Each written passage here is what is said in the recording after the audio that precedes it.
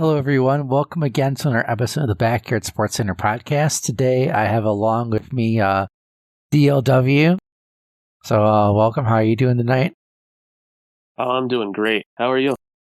I'm doing pretty good. No Wizard today. I know he's kind of been busy with the holidays and everything, and he's not currently as a kind of declined to sign up for this season. So, this episode will be missing him, and hopefully I'll be back next RBBL episode. I don't know if he's gonna hop on for the Humongous League preview or not, but it's just gonna be me and DLW for this one. So we are going to be looking at Season 4 of the Backyard Baseball Online League, specifically the Junior League, which is encompassed a lot of newer players and some players that have experience but haven't had as much success as some of the Humongous Leaguers have, or they some of them made the playoffs last year but didn't make it through the gauntlet. They got, I'm trying to think of a fancy analogy for the gauntlet in medieval times, and I can't think of anything. Well, yeah, it's a good mix of new players, people who played in the Junior League last year, people like me who struggled in the Humongous League and had to forfeit in the gauntlet. So it's an interesting mix. So it's a lot of people who I don't have as much experience playing against, so it'll be a different type of challenge for me. But I think it's a good group of people who are active in the Discord, people who definitely like to play the game, and it's great that we have so many people who are wanting to play this game, that we have 3 leagues running at once. This Junior League is now like the middle league out of 3. And yeah, 56 people signed up. Everybody has stayed through the draft and preseason trade window. And I think we're all looking forward to the season. Yeah, it's really crazy to think about that we have so many people signed up, considering, like, if you kind of think back to season 0, we had, I think it was 10 players in total for that season, and there was a few of them that were dropped. I think you were one of the subs that season. Yeah, I subbed in season 0, and I've played every season since then.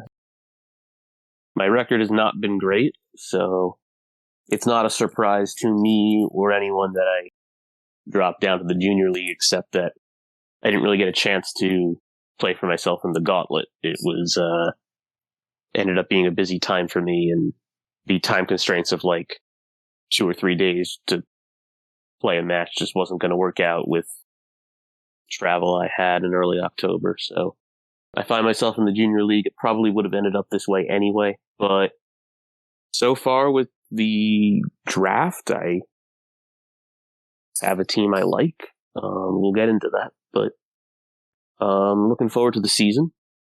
Even if it's not in the Humongous League, I still like playing this game. So here's for the Junior League. We'll tell you all about the Junior League and hopefully get you excited for the Junior League as well.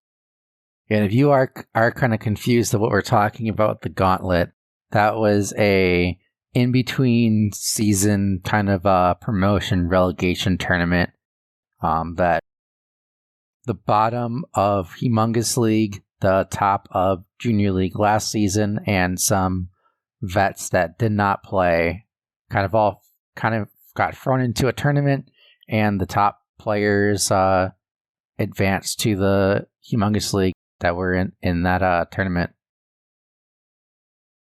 So it was a lot of fun. I believe JY ended up winning that, but So that's what the gauntlet was. It was a lot of fun, and kind of got to test out some of the different mods, I guess you could say, or changes from Season 3 to Season 4. The biggest one is the corners on the closed side are now the same as the corners on the open side of the strike zone.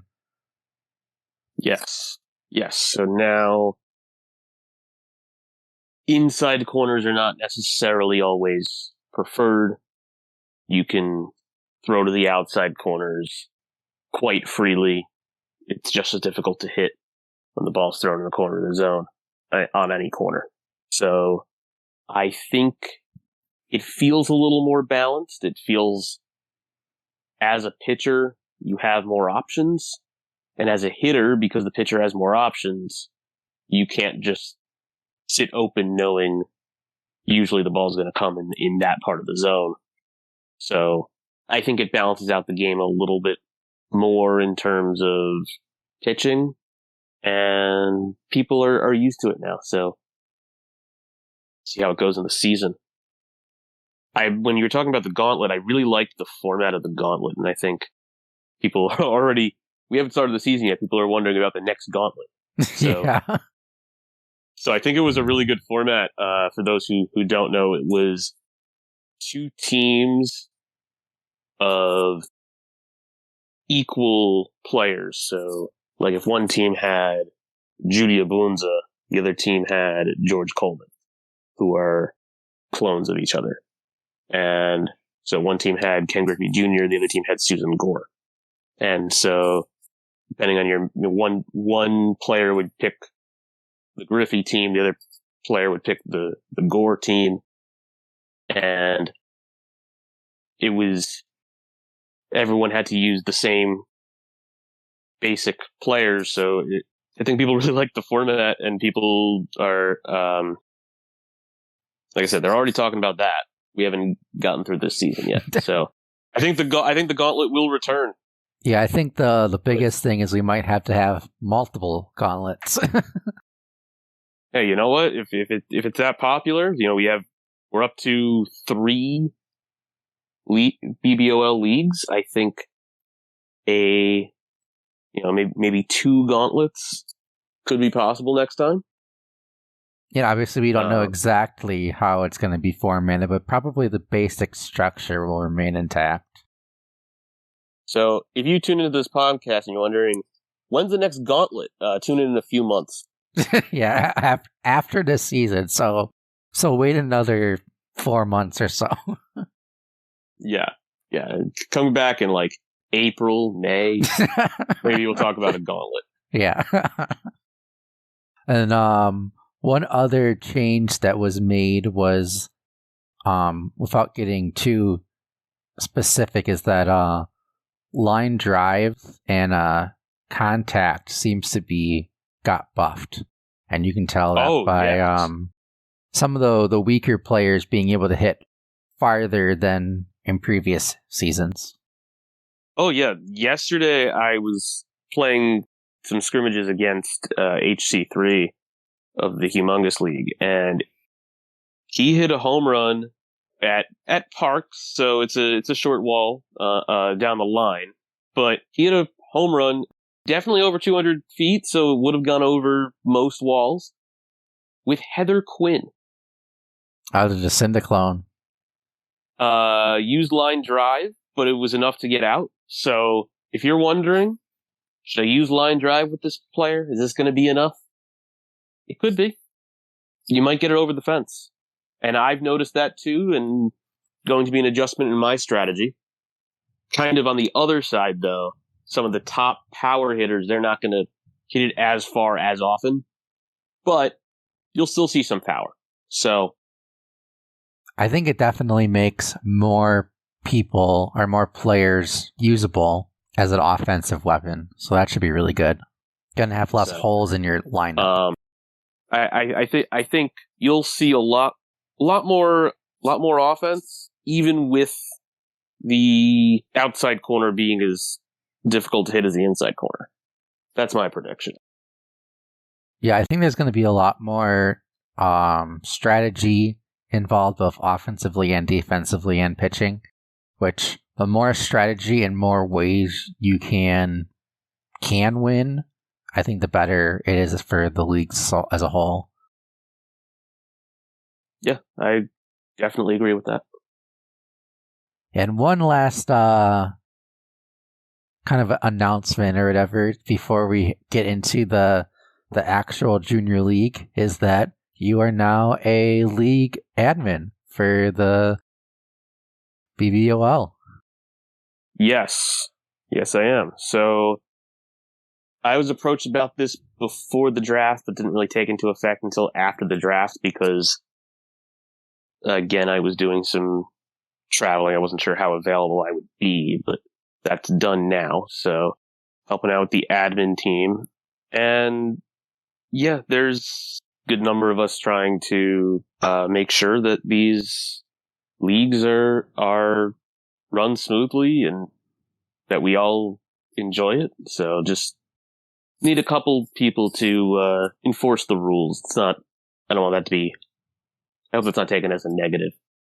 No, just making sure everything's fair and everybody's playing properly, which I don't think there's going to be too many big issues or anything. But when I joined the admin team, my first comment was, you either die a hero or you live long enough to see yourself become an admin or something like that. Yeah, that gave me a good laugh when you posted that. That was a good one. I'm not normally going to read things out from the admin chat, but that wasn't really anything league related. Thought that was fair. That was a very clever remark. I really like that.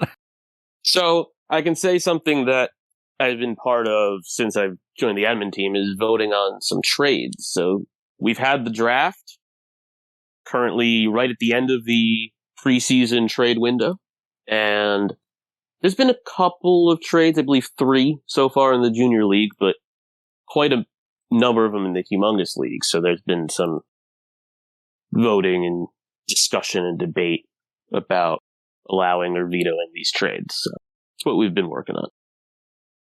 Yeah, there's been some of these trades have been kind of controversial in humongous league, but get more into that with the humongous league preview. Ooh, it looks like Aces made a return to the Discord and made a comment. Interesting. That's welcome back. Totally unrelated, but yeah. I was looking for something too to see if there's any last minute trades that come. Yeah, and then I saw the recording. Yeah, and I saw he's here. Yeah. Yeah, so it looks like the only trades that we've had is a clone swap with the McGuire for Sophie, which clone swaps are the same stats. It doesn't mean anything. It's cosmetic. Yeah. One person is Mark McGuire, who you definitely know is a good hitter. And the other one is Sophie Meyer, who you may not recognize that name, but she's basically Mark McGuire. Except her name's Sophie Meyer. That's the difference. And then we had Kristen Sullivan getting traded for Bobby Bullgreen, which kind of seems a little strange, but some people like power, and Bobby definitely has some power. But if this was RVBL, I think that trade would have been laughed at and declined. These players were drafted near each other. So even if they're not exactly similar, their junior league players valued them similar. So we'll see how that affects coaches Unclepepper and Otrol. There was one more trade that came in or at least was approved quite recently, which was Amir Khan from MontagnaMagica to eezy for Sean Green. And I believe that's all the trades. Yeah, and then the only other thing as far as changes was Halo went from Tin Can Alley to Sandy to Cement Gardens. Yeah. it is important to have a good home field that you're used to, but you have to remember you play half your games on the road. So for the other half of your games, you're going to have to play on the other fields. So pick one you like, but remember you will be going to the other fields. And so Cement Gardens was where he ended up, right? Yep. Cement Gardens, you got that alley and left you got to cover, and big brick building and right. You know how to take advantage of that, set up your defense. That could be your advantage against your opponents in half the games. Yeah, Cement Gardens definitely worked well for me last season. Having Pete helps, but definitely can work if you have a good defense and good build for it. Yeah, I think a player like Pete with his speed could help you on both sides of the ball. If he's on offense, hits a ball to right field, plays funny off that brick wall, he can get around the bases, or he hits it to left field, could get in that alley, be a home run. And then on defense, he'll be able to chase after the bouncing ball on the not quite cement, it's really asphalt, but bouncy ball, might bounce in funny directions. You'll need some speed to cover that. Yeah, so that does it for all the changes that have been made post the draft. Now, kind of gonna get into the teams themselves and the divisions. So, the Humongous League and the Junior League are broken up into two divisions of 12. The top 6 will make the playoffs. So, in the Backyard Division, we have Steeleeye, Shrewsbury, Daumski, yourself, Halo, Anjou, Herox, Drpecker, TheTaraStark, Rovenami, Navycap, and otrol. And in the Front Yard Division, we have K1D, the CRK, MikeMadness, Jadom, stluz, BBall, lookitstristan, Unclepepper, eezy, Jared, ThePabloSanchez, and MontagnaMagica. So that is your Junior League for Season 4, at least to start the season. Well, so far, everyone's made it through the draft, and nobody's dropped out or anything. Like I said, we've got 3 leagues. Everybody decided to play. So you can get into talking about all these teams. And as we talk about it, there is one trade I'm surprised hasn't been made. We'll get to that pretty quickly. Trade that has not been made. Interesting. You'll see. You'll see when we get there. Okay. So, yeah. First off, we're going with the Backyard Division first. We're going to start off with Steeleeye. Steeleeye has been around for a few seasons. I think this is his 3rd season, if I remember correctly. Steeleeye is playing at Dirt Yards and has a team of his first round draft pick was Ken Griffey Jr., followed by Francis Bluer, Frank Thomas, Jason Kendall, Jeremy Burnitz, Derek McCattery, Murray Goldman, Heather Quinn, and Dominic Hoskins. What do you think of Steeleye's team? Well, if you took me from like 2 weeks ago and told them this roster, I could have believed you if you told me I drafted this team. Ken Griffey Jr. and Francis Bluer were on my team last year. I love Jeremy Burnitz. This looks like a team I would draft. Is really what I'm looking at here. Murray Goldman. I haven't exactly used Murray Goldman, but he's similar to players I've used before. Same with Derek McCattery. This is a very me team. You've got power from Griffey, Bluer, Thomas, Burnitz, all great power hitters. So I could see that being useful.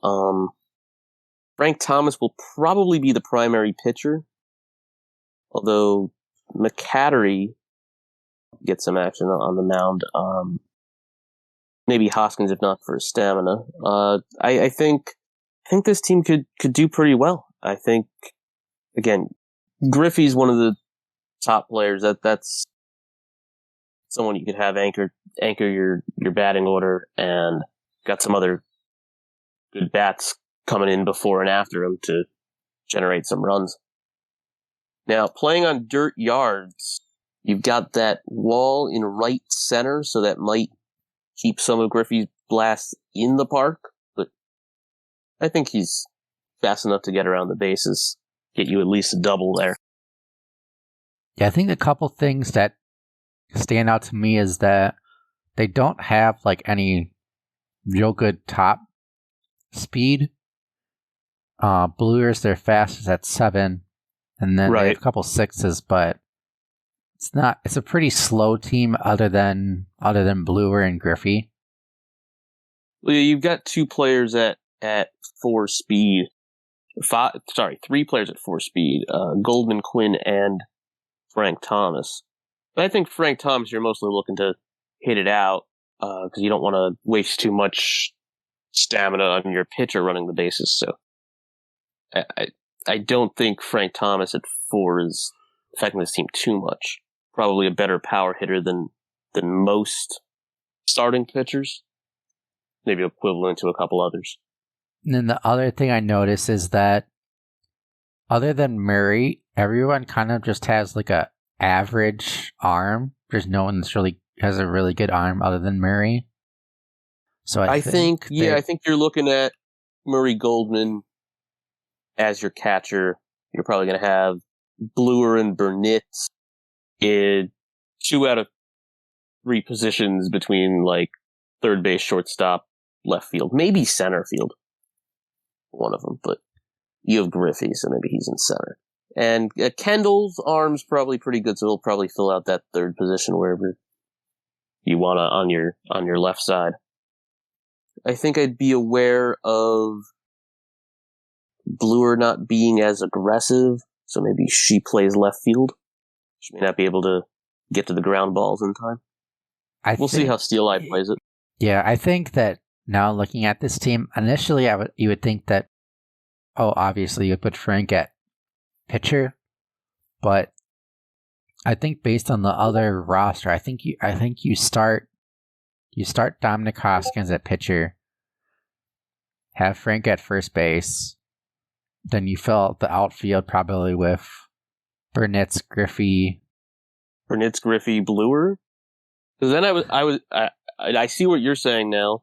Or and actually, now I was thinking maybe Griffey at first, because I see why you might want Frank Thomas at first. He's your tallest player, but you're either stuck if you have Frank Thomas on the mound, then it's, and you want someone tall enough to play first base and play it effectively. Maybe it's Burnett at first, or Griffey at first, or Kendall at first. Otherwise, you might have some balls going over the first baseman's head. You got some definitely flexibility at first base, but it's more like I think you're going to have a problem with like third base. Yeah, you're probably going to want Burnett at third if possible, but then you don't have him at first. Mm-hmm. Right. So maybe it's Kendall. There's some options here. Yeah, it might be Hoskins or McCattery that ends up getting more pitching, ends up pitching more innings than you might think on a team with Frank Thomas. Yeah. I guess that's all questions that Steeleeye is going to have to figure out, but offensively, I think it should work pretty good. Oh, yeah. Yeah, I mean, I mentioned before we got into each team, Heather Quinn hit a home run against me yesterday, so I think, now I'm looking at anyone with 54 power has potential to hit a home run. So, even if you just use line drive, so you might see some blasts from Murray Goldman, who also has 54 power. Yep, I think that's going to do it for Steeleye's team. Moving on to Shrewsbury. This is Shrews' first season in the online league, but he is a seasoned veteran in our other league, the RBBL, which is the offline league. and he's been in there since, I want to say, like season 5 or season 6. So he's been there for quite a while. Also, kind of a nickname is Constellation Shrews. Always does really well in the Constellation tournament. But we'll be interesting to see how he does in the online PvP version. His team is comprised of Sammy Sosa, Claudia Villarta, Nomar, Parker Collum, Molly May, Jerry Mahoney, Artie Pimpleton, Terry Vega, and Olga Tullison. Surprise got Olga in the last round, but for those of you that are familiar with the BBall, I think it was last season, he went like the first like 25 to 30 at bats he had of Olga. He reached base every single time. He went like, it was like 28 or 29 for 29 of Olga Tullison before Olga got an out. Well, my first impression of this team is, aside from Olga, this is a power hitting team. Artie Pimpleton's only at 67, but like I said before, if Heather Quinn can hit one out, Artie can as well. So this is a power hitting team, and if he's confident in his hitting ability with Olga, then this team will be hitting and hitting and hitting. Noticed also, I don't really see a clear pitcher in this squad. Maybe Nomar's getting some action on the mound. Maybe Jerry Mahoney. Probably Jerry. Something to look at. Yeah, I definitely think he's going with Jerry based on history. And similarly, we're looking at who might play first base, as there's only 3 players of 3+ height, and they all have really good arms that might be better served elsewhere, between Sammy Sosa, Claudia Villarta, and Nomar Garcia Parra. So, I mean, I probably have Sammy at catcher on this squad, which leaves maybe Nomar's at first. Had to. Probably Villarta and May, left side of the infield. And you've got some weaker arms in the outfield. So you might want to put one of those arms in the outfield, and then you're missing either a catcher or shortstop or something like that. But I think at Playground Commons, left field's so short anyway, you may not need as big of an arm there. And right field, you're kind of playing a lot off the fence. So center field still needs a good arm, and there's not many options after that. I mean, between Sammy, Claudia, Nomar, Molly May have decent arms, and then after that, you're down to Artie Pimpleton at 43. And when I say arms, I'm looking at strength, not as much for accuracy. Yeah, I think that the defensive arrangement's going to be the issue, because I think you might put Molly at catcher so you can put Sammy somewhere else. 90 arm strength is definitely good enough to play catcher. And then you have Jerry at first. I think Artie or Tolga plays left field. She got some speed. Well, okay, so if Jerry's at first, who's pitching? Is it Nomar? I'm at Jerry at pitcher. If I said first, I meant pitcher. So you have Jerry, the battery of Jerry and Molly. You're going to have a hole somewhere because you have to hide Parker and Terry. Right. And only one of them can play second. I mean, it's possible that one of them plays left at home, but then on the road, you're kind of messed up too. Yep. Now, this team, like we said, has a lot of power, so maybe, 8 out of 9 hitters are right-handed. They're looking at that short porch in left field. I think, at least at home anyway, so maybe they're looking to score so many runs that makes up for their lack of defense. Yep. That's probably what's gonna happen. And I think that's gonna do it for Shrews' team. It'll be interesting to see how he does in his rookie season. Next up, we have the Daumski, who I believe was a part of the other BBOL. There was kind of a side league that was going on with people that weren't even a part of our community, and he decided to sign up for our league. So it'll be really interesting to see how he does. He has Big City Stadium, and his team is Xenon, Ashley, Weber, Randy Johnson, Pizza Man, Mike Piazza, Horace Young, Donald the Duck Vogel, Vic Souffle, Mary Riley, and Nate Kowalski. Now, remember, Nate, when I said there's a trade that hasn't been made? Yes. So, Daumski drafted Ashley Weber in as pick number 42. So that's a second round draft pick. Daumski does not have Sydney Weber. That trade has not been made.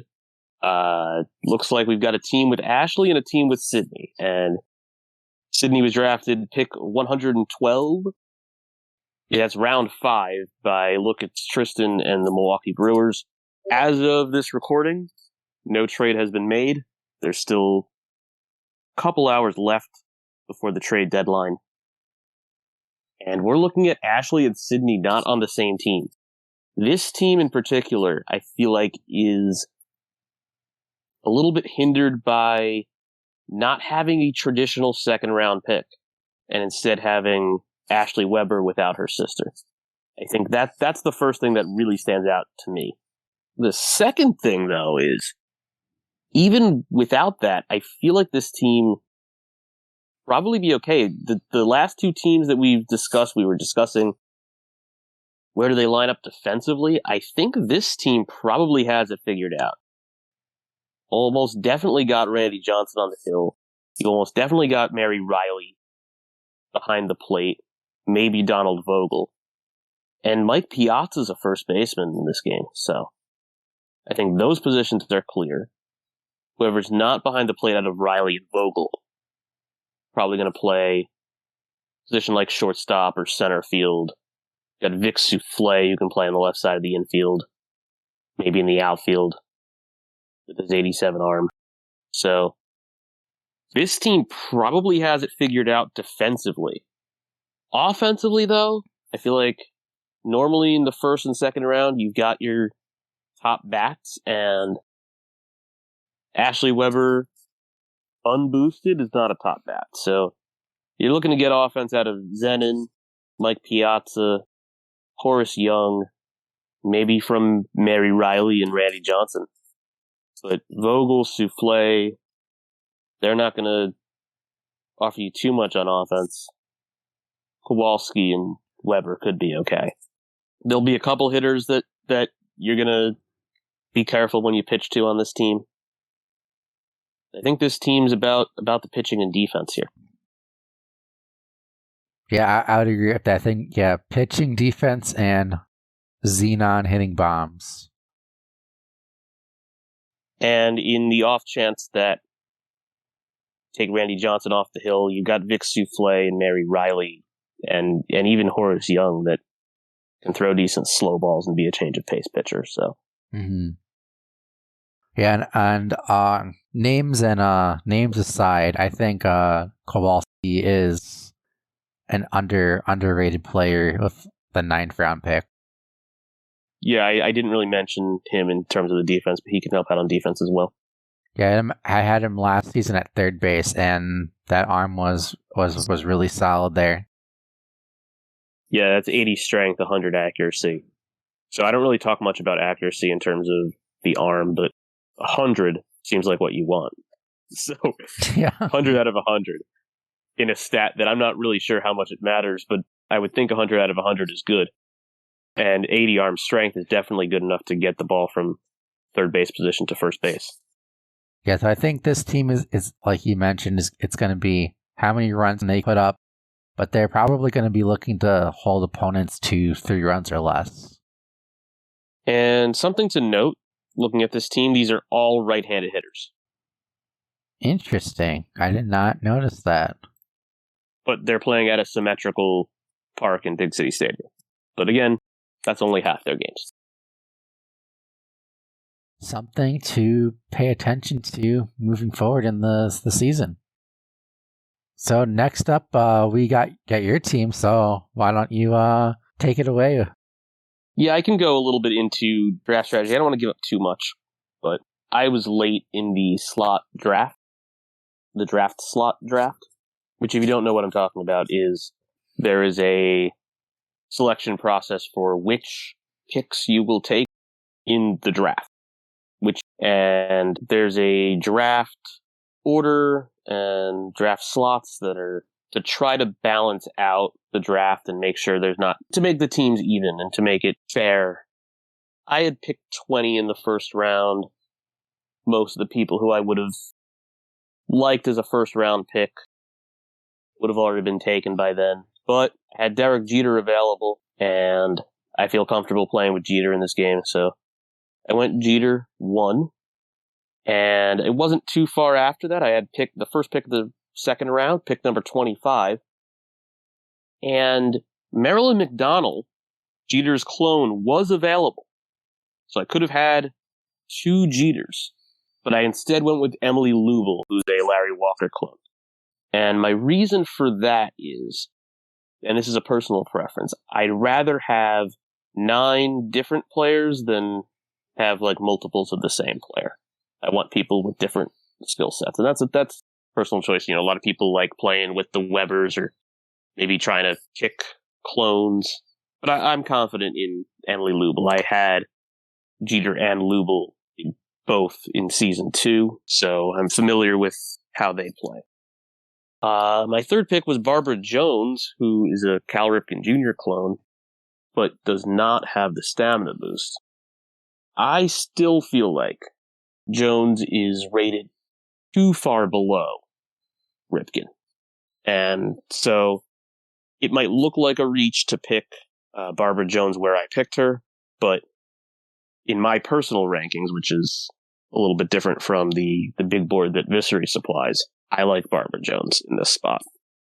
I guess I should have explained like how I draft. I have my own rankings. I put all the players into 12 tiers, with the 12th tier being I do not want to ever draft this player, but anyone else is kind of fair game. And it's not, the tiers aren't like balanced in any way. It's somewhat based on other rankings I've seen and then my personal preference. They kind of are fluid as I see how people are used in prior seasons. So this season's rankings are a little bit different than how I ranked these players last season.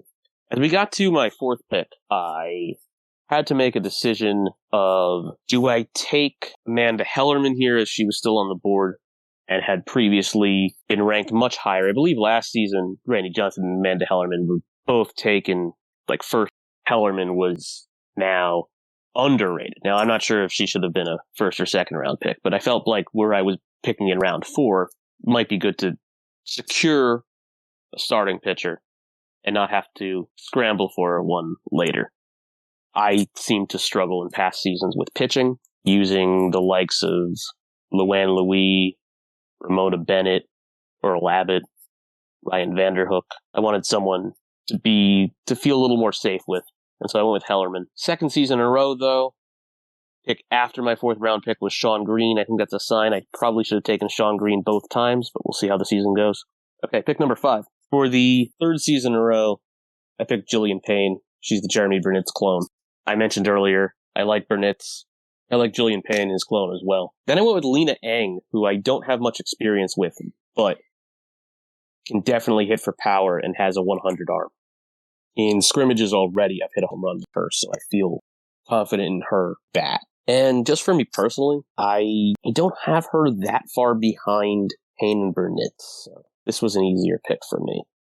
As we got to round 7, I felt like I needed to secure a first baseman that I was comfortable with. So I went with Annie Frazier, who I had last season. She can hit for contact and can definitely catch the ball at first base. I like her there. Both Lena and Annie have only 1 aggression, which could hurt. I feel like hurts more at catcher than first base. We'll see how the season plays out. I'm starting to get used to how Lena plays in scrimmages. Maybe able to make up for the 1 aggression with my aggression in clicking on the ball. Then in round 8, I went with Mickey O'Connor, who, while I haven't used him, I've used Mariana Ralph in the past. I believe that was season 2. And they're both technically cloned of Ernie Steele, definitely shorter than Ernie Steele. And so had some familiarity there. And in round 9, I took Chrissy Mulligan, who I noticed after the draft was a pretty low-tier player to pick. But Chrissy Mulligan is a Marky Du Bois clone that isn't that far off. So she could possibly come into pitch if something happened to Hellerman, like ran out of stamina, which I don't expect Hellerman to do too often. I played a 10-inning game yesterday, no juice box, and Hellerman was fine. So it may not be needed, but I feel like Marky Du Bois can hit to the gap sometimes, and so I've experienced that with Chrissy as well. This team, I hope you agree, is definitely set up to play defense. They've got a lot of arms, and hopefully that helps because I think I'm going to need defense a lot. Like I've mentioned, the hitting I think has improved. I think we're going to see a lot more offense this season. So I'm hoping to shut that down with 6 players with 80 plus arm strength. Yeah, I think the one aggression that you're talking about with Lena, I don't think it's going to matter as much since it's going to matter some, but most of that is going to go away if you have her at catcher because you'll be able to manually make her throw wherever you want. Right. Yeah, I can click and make her run to the ball and throw it. Yeah. That I'm hoping to make up for that with user input. And yes, I'm planning to use her at catcher. At least that's where I have in my scrimmages, and I felt pretty good with that. Yeah, you definitely have I think the biggest thing is where do you put Mickey and where do you put Christy? I'm guessing second base and right field. That's where I'm looking at least at home. Yes.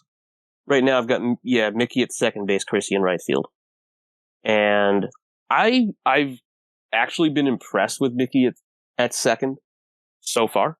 So I think that's going to work out. I've had a couple of people who have played in scrimmages tell me my defense is tough to play against. So I think that's going to work in my favor. Going on the road, I could move some things around.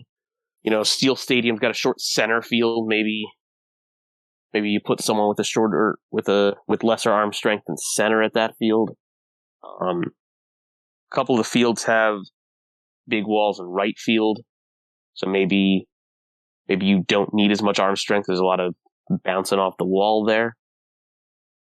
So things can move around on the road, but at home I seem to have settled on a defense, and so far in scrimmages I've not needed to adjust it. So maybe I've played this game enough to know who can play in which position best. Sorry, we mentioned it with other teams. I have a definite pitcher, I have a definite catcher, I have a definite first baseman, and I have people who can play shortstop, third base, center field. So you want to, if you have all of those positions short up, I think you have a good defense. The one thing that I would say is a pretty glaring weakness is that you don't have much power. Your top power is Lubel at 85, and then your next is Mickey and Jeter at 80 and 79. Well, Jillian's got 83. Oh yeah, Julian, but she doesn't have as much contact, so you're basically hoping for a homer with her, similar with Mickey. But yeah, I think I have had success hitting to the gaps with both of them so far. So I think our judging of power and contact has to be recalibrated a little bit with the changes to how power and line drive hitting works now. But yeah, I would agree. I'd say power is not as prominent, but in scrimmages I've hit home runs with Barbara Jones and Lena Eng. So I know they can go yard.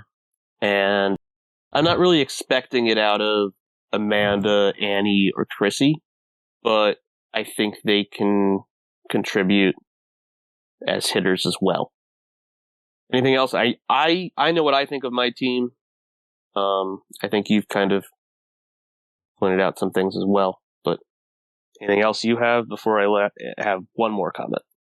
I think it's a pretty solid, well balanced team. I don't think anyone's gonna complain that you are playing baby baseball at all. So well, some people don't like the short down the line at both sides at parks, but I think they'll like it when they have someone like Heather Quinn that can hit home runs. So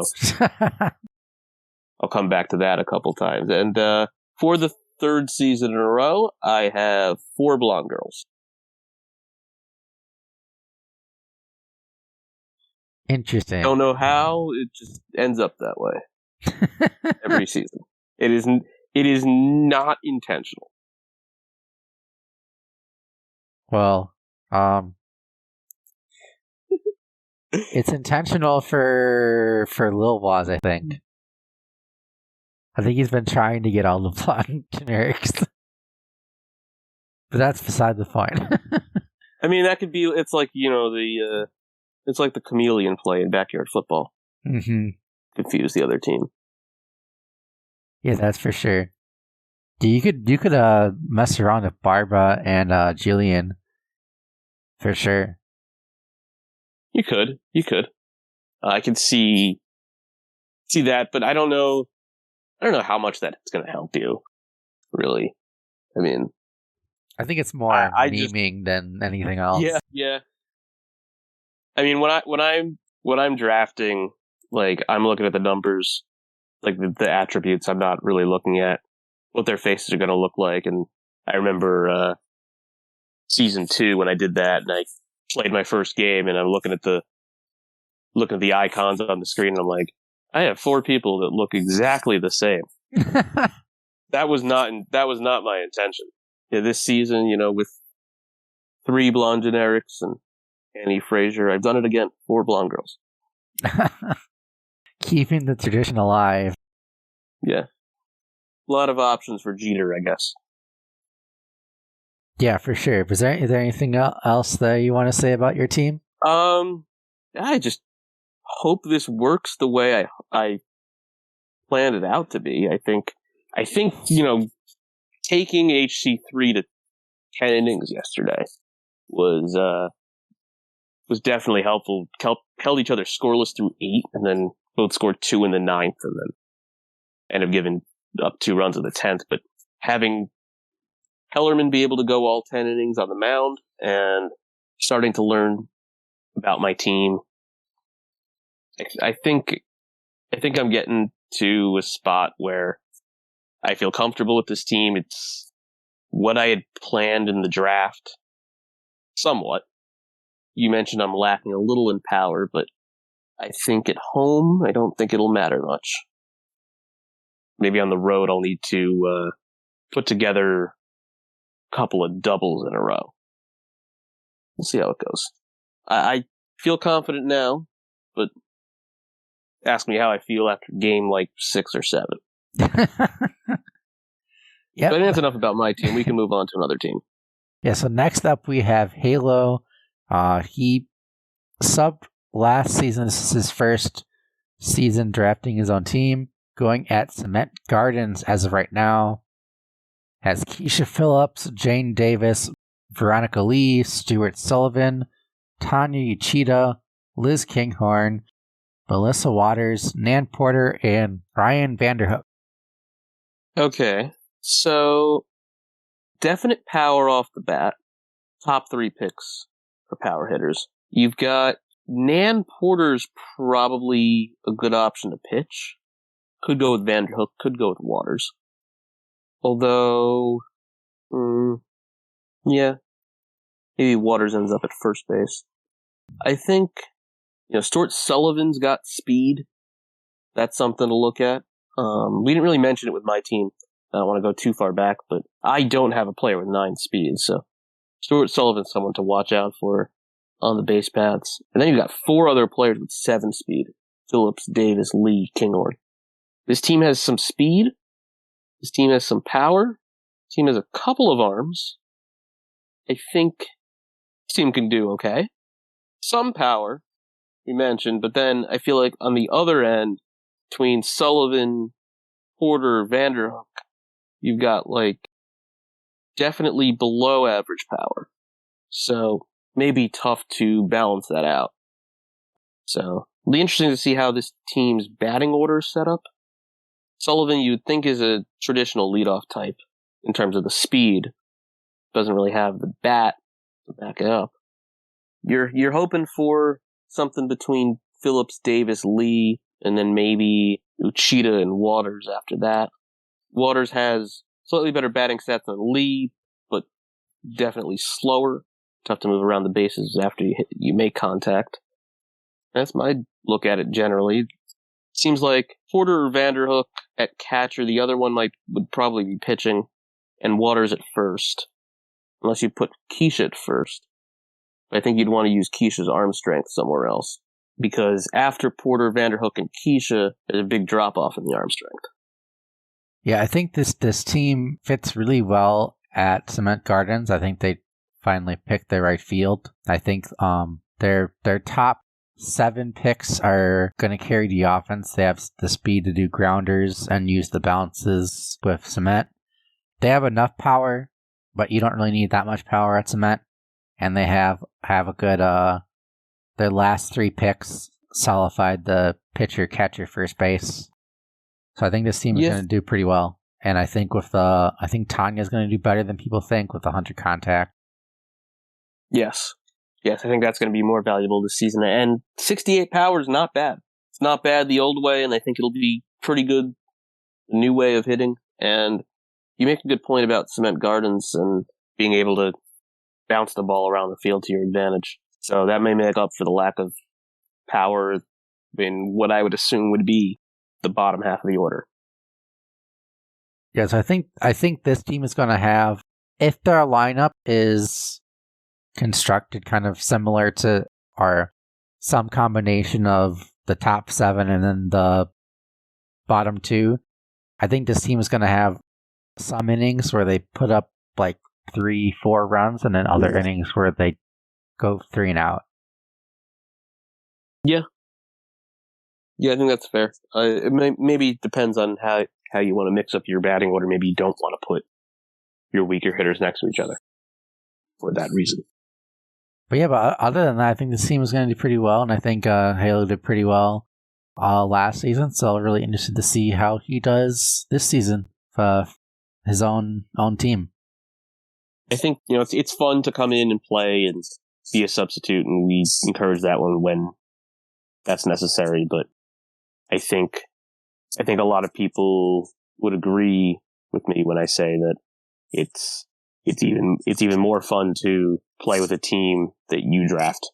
You get to have some control over which players are on your team and hopefully lead them to success.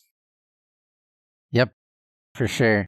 Moving on, the next team we got is Andrew. Been in the RBBL the past 2 seasons and making his BBOL debut, going at the Crazy Monsters at Steel Stadium. And his team has Pete Wheeler, Fred Benson, Mandy Coolidge, Pamela Kirkos, Francesca Whitaker, boosted Ernie Steele for the home games, Tina Herrera, Machiko Adachi, and Aaron Harris. Okay, so Ernie at home at Steel Stadium will be huge for the home games, but Ernie Steele doesn't seem to play that well away from home, so something to keep an eye on. Steel Stadium also, we should note, has that short center field, which means you could probably hide someone who's not as good on defense in center field, which is a position you normally would want a good defender. So, looking at this team, though, you talk about key positions and who would play where. Mandy Coolidge is probably your best pitcher, although Aaron Harris has some good pitches, but not as good stamina. Ernie could pitch a little bit, so that could be a relief option. Tina Harara's got the best arm strength. You've got 4 players over 80 arm strength, nobody over 90. So Tina's your catcher, then you're probably looking at Kyrgios at first, and you've got to find places for Wheeler, Magica. Ernie Steele at home would have a 75 arm strength, so he could help you out. Ernie Steele could probably also play first away from home, but you might want to use that arm strength at home. And so at home, you're probably going to end up with someone like Fred Benson in center, but he'd probably play second base anywhere else. And he's going to be definitely in prominent position in the batting order. You've got Benson, Coolidge, Wheeler, Kyrgios, Whitaker, and then Steele can help you out at home. So that's a good top 6 batters right there. This team has a lot of good players, but I think the overall fit is going to be kind of interesting to see how it turns out. And then also you got the Ernie boost versus non-boost. It's tough to to figure out where he fits. I would think Ernie at first, regardless, but yeah, I mean, I think Ernie boosted is similar in the field to Kyrgios. So you end up with Kyrgios at, say, third base. It's not too much different from boosted Ernie at third base. I mean, you probably would also want Pete Wheeler in left field at home. It's a big left field, and his speed and arm strength be out there, or possibly right. And you'd have, I feel like left field's a little bit bigger. There's the shed in right field that takes out some of right field. So you've got to have Aaron Harris probably on the other corner. Unless you put Kyrgios or Steele in right field, then have Aaron Harris at shortstop. I feel like this team is probably good to... This team's probably going to be one where they're going to play people in all different positions depending on field. Whereas some other teams we feel pretty confident about. This person's definitely at this position. This person's definitely at this position. Yeah, I don't like the fact that you don't really have a catcher. Because I feel like Tina's your best option. Because I feel like, but Tina's speed, I feel like Tina's better at short, but then you would have Magica at catcher. Right. It's not the greatest, but I mean, that's probably better than having Magica at short or third and then Tina at catcher. I don't know, but that's going to be interesting to see how that turns out. I think that's going to be the biggest. Yeah, I don't think you're going to end up with Pete Wheeler, who has good arm strength at catcher. So it's between Tina, Magica, maybe Aaron.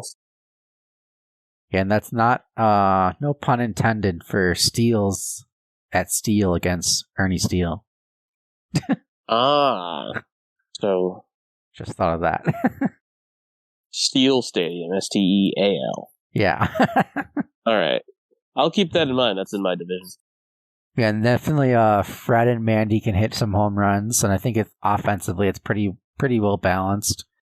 Speed and power. Yeah. Andrew's a good player, so I'm sure that he can figure it out. But I think that it'll be interesting to see if people are stealing bases against him. But he does have Pete, so that's one of the top base stealers that you don't got to worry about since you have him. Right. Yes. So watch out for Pete stealing bases against you. That's the other thing.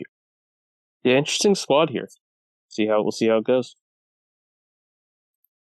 Yep. Next up, we got Hyrox and the Detroit Tigers at Parks Department number 2.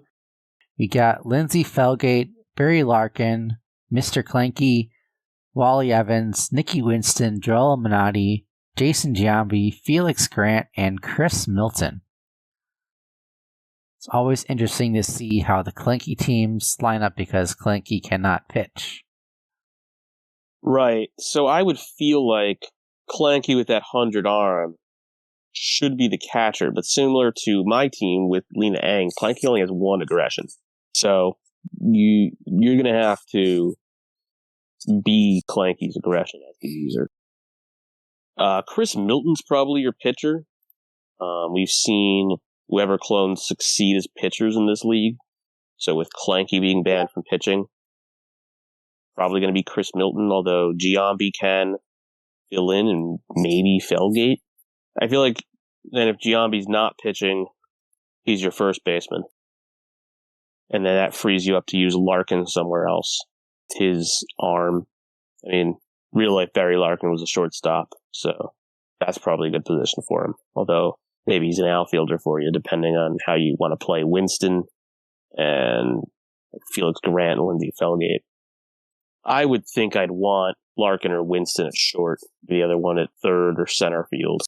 Looking at this, trying to balance out the rest of the squad, I feel like then you might be short one arm, but at Parks, maybe you don't need as much, and with the amount of power on this team, you might make up for it with offense if you're giving up quite a few runs on defense. Felgate's one of the best players. I think she's maybe even a bit underrated because people think of Henri, Leah, Jay, Julie. Maybe you forget about Lindsay. Larkin's a good hitter. Clanky's a good hitter. Wally's a good hitter. Nikki's a good hitter. Joella.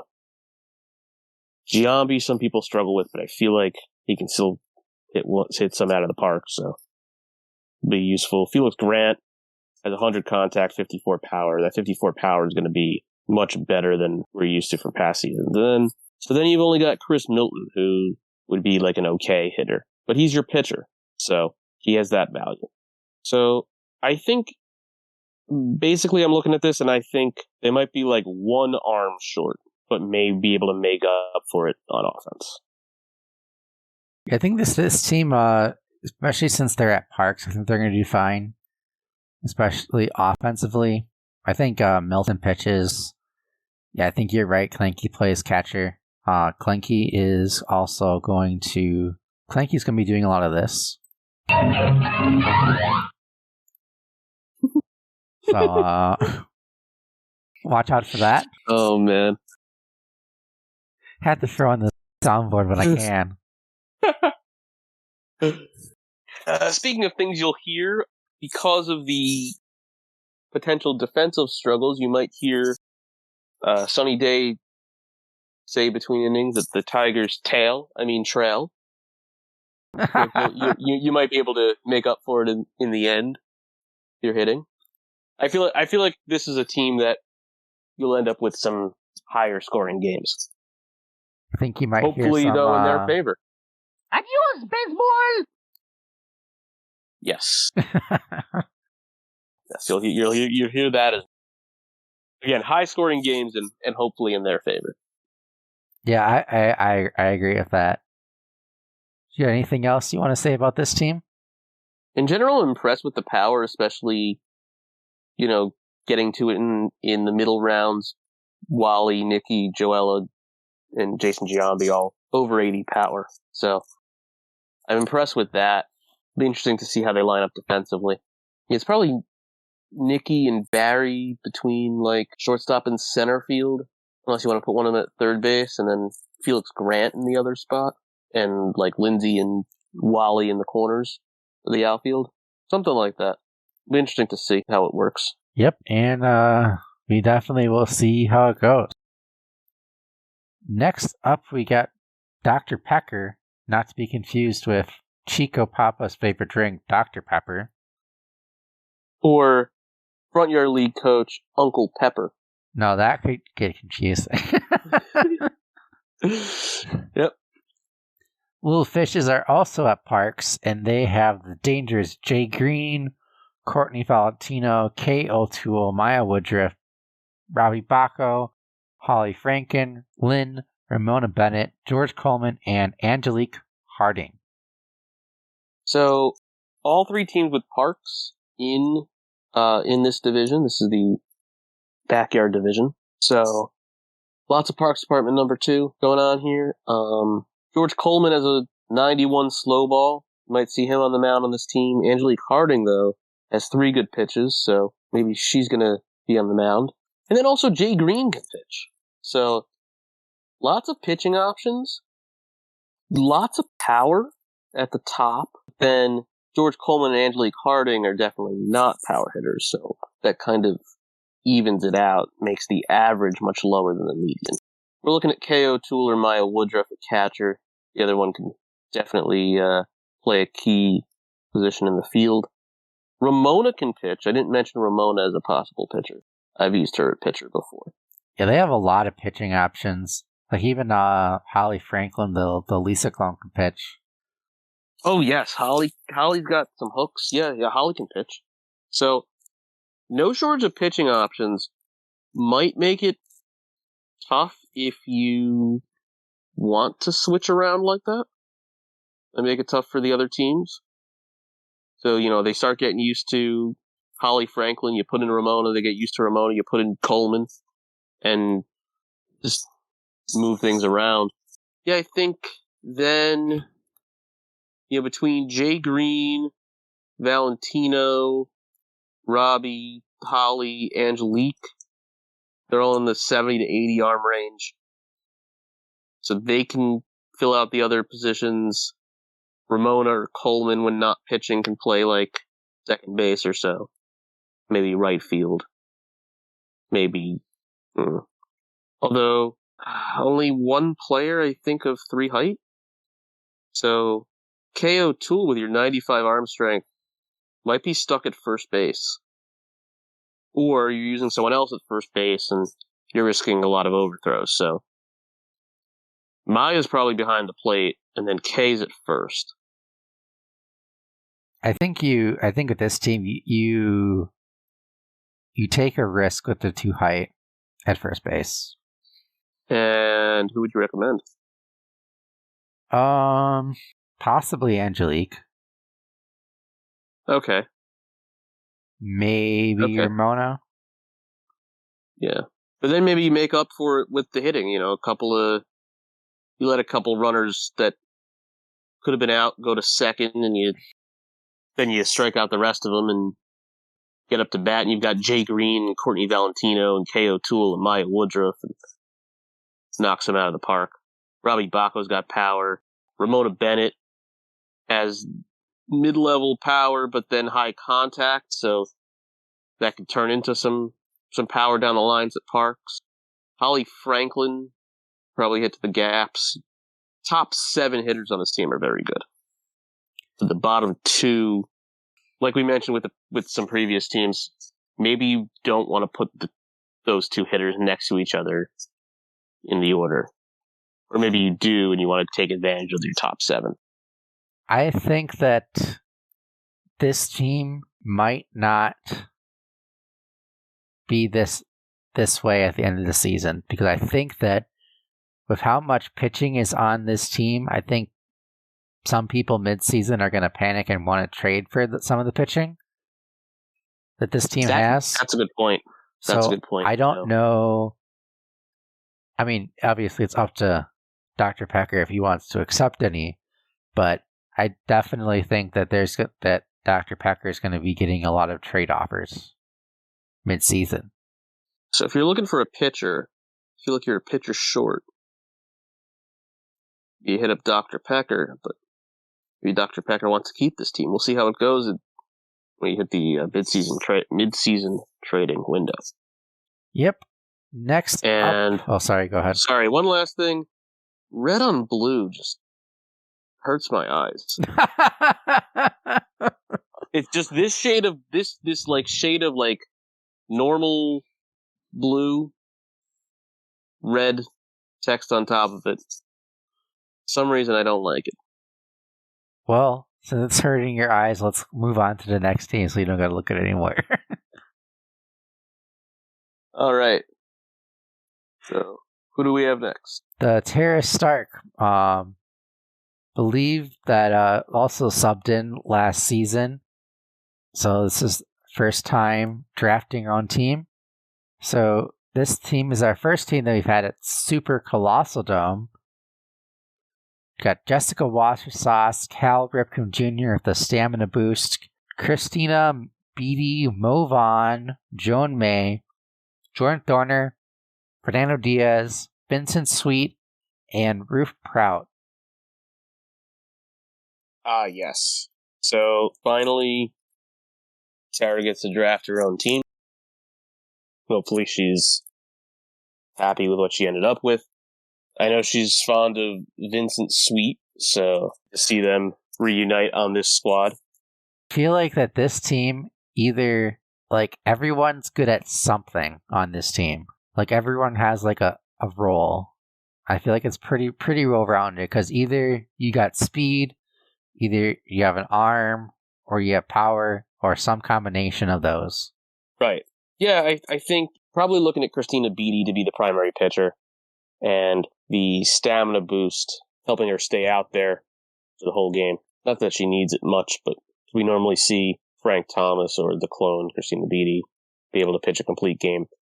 But Ripken's stamina boost can help out the rest of the team as well. Wassersass is a good fielder. Might want her at catcher, as I don't see another dominant arm. But then you've got Ripken to use in the field. You got Mo Vaughn probably at first base.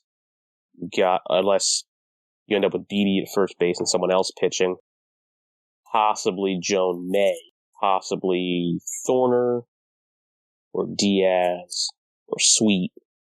But Sweet's got a good arm. He could play a key defensive position. We see the top 5 draft picks can hit for power here. Super Colossal Dome, while symmetrical, is deeper than, say, like Parks. These guys can hit it out. And then Ruth Prout's going to be an interesting player to look at offensively. Got 100 contact, 21 power. So she maybe can do better than in past seasons with the line drive boost and power nerf. See how that plays. And she can play somewhere in like a corner outfield position with that 61 arm strength and 7 speed, maybe even in center field as well. Looking at this team, I don't see any holes defensively. I think your worst arm is Beatty at 58. So you're not really hiding anyone on defense. I think that's pretty good. I think maybe Joan May and kind of Ruth Prout a little bit. Yeah, but I don't really feel like you're hiding. I feel like they're just playing that position. I feel like with some people, you're like just hoping for the best. I feel like these are players who can get the ball like from a corner outfield position to the infield, or from second to first on a pretty consistent basis. Yeah, I like this team. I think it's a pretty well drafted team. Do I think that most of these picks were auto picks? That's true. But I think this could be a good team. I don't think, even if it was more auto picked than preference, I think it's a well balanced team, and Tara can do well with it. Yep, for sure. Don't forget about that stamina boost. That could be the difference. Guess we'll find out. Next up, we have the Mighty Hornets and Rovenami. For those of you that are not aware, he built a kind of a backyard kart mod for, I don't remember exactly what game it is, but I know it's a Sonic racing game. Sorry that I don't remember exactly what the theme it is, but I know he's been working hard at that, and it looks really cool. I haven't actually played it myself, but I've seen some of the streams of it, and it looks like a lot of fun. So if you have not tried that out, definitely check it out. And if you have any questions about that, make a comment in the Discord, or message Rovenami about it, and I'm sure he'll be definitely glad to explain it to you and talk about it. It looks really cool, so hopefully a lot of you guys go to check it out. He is at Cement Gardens, and his team is Mikey Thomas, Kathy Wolf, Lisa Crockett, Perry Marks, Dimitri Petrovich, Shane Smith, Kenny Kawaguchi, Nancy Chan, and Reese Worthington. Notice a theme, a lot of backyard kids.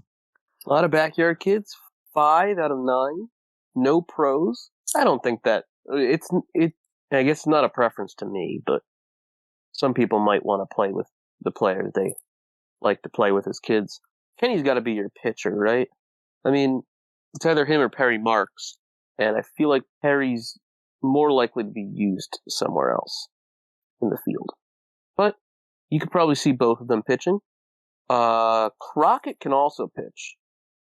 But if you look on this team, it's either Crockett or Dimitri at first. Probably Dimitri.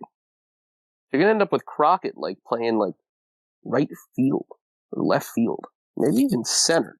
Yeah, because I feel like you're going to have to end up using her 73 arm strength somewhere else. Because you'll end up with Mikey Thomas probably at catcher. Kathy Wolf's your best defender. So she'll end up at shortstop, and then it's Crockett playing somewhere in the outfield or third base. I think you put Kathy in left or center, and then Shane and... Oh yeah, I guess at Cement Gardens you're going to want a really good left field. So that's a good point. Maybe Reese in the outfield, Reese or Chin in right field. Yeah, Nancy Chin's an interesting player. Also someone who could pitch. She's interesting at the plate. You got 75 power and 1 contact. Looking around, this is going to be a team that, aside from a couple players, is going to be looking to use Cement Gardens and using the bounces to their advantage on offense. So, Mikey's got power, Dimitri's got power, Terry Marks has power. Mentioned Nancy Chin. I feel like everyone else is going to be more of a contact hitter. And that's not a bad thing, but, on this field, it's not a bad thing, but they're going to have to play in other parks. Kathy Wolf is an interesting one. 8 speed, only 61 power, 19 contact. So she'll look to hit the gaps and hope for a triple. I mean, maybe in this park, you're looking to get down the line and get a home run. I think this team is more of a I want to have fun team than a draft to compete. Oh, it's all team. about fun. So, I mean, that's how it stands out to me. I think that it's going to do okay, especially since it's the junior league. But I think it's definitely not optimal. Yeah, I think they're short on some arms to be optimal. But because you're going to end up with Harry Marks and shortstop, right field. Again, maybe this is a team that makes a trade mid-season. Gets one of their slow ball pitchers out and brings in a fielder. I could see either. Well, Perry is power too, so probably I would say Chin would be the one that gets traded, because I don't think, based off of how this roster is, either that or Shane. But Shane is your other speed in the outfield, so I think Chin is if there is a trade, Chin is the one that gets traded. So this is definitely at least the second team we've seen that has quite a few pitching options. And I've yet to see a team that's lacking a pitcher. So maybe we'll find that later. But I wonder if the trades end up getting made or not. Maybe everyone already has their pitching. I guess we'll find out. We still got a bunch of teams to go through. Yes. The another thing, since you mentioned colors, I do think it's really cool that it's the Hornets and it's traditional yellow and black. I like it. People over in Charlotte like teal, but I like these colors for the Hornets. I see what you did there. I like it. But next up, we got Navycap going with the Mariners at Big City Stadium. Got Jose Canseco, Kenny Lofton, Lance Lambert, Yvonne Carter, Libby Futterman, Fabian Callahan, Stephanie Morgan, Marky Dubois, and Jack Joseph. So again, another team with a couple of pitching options.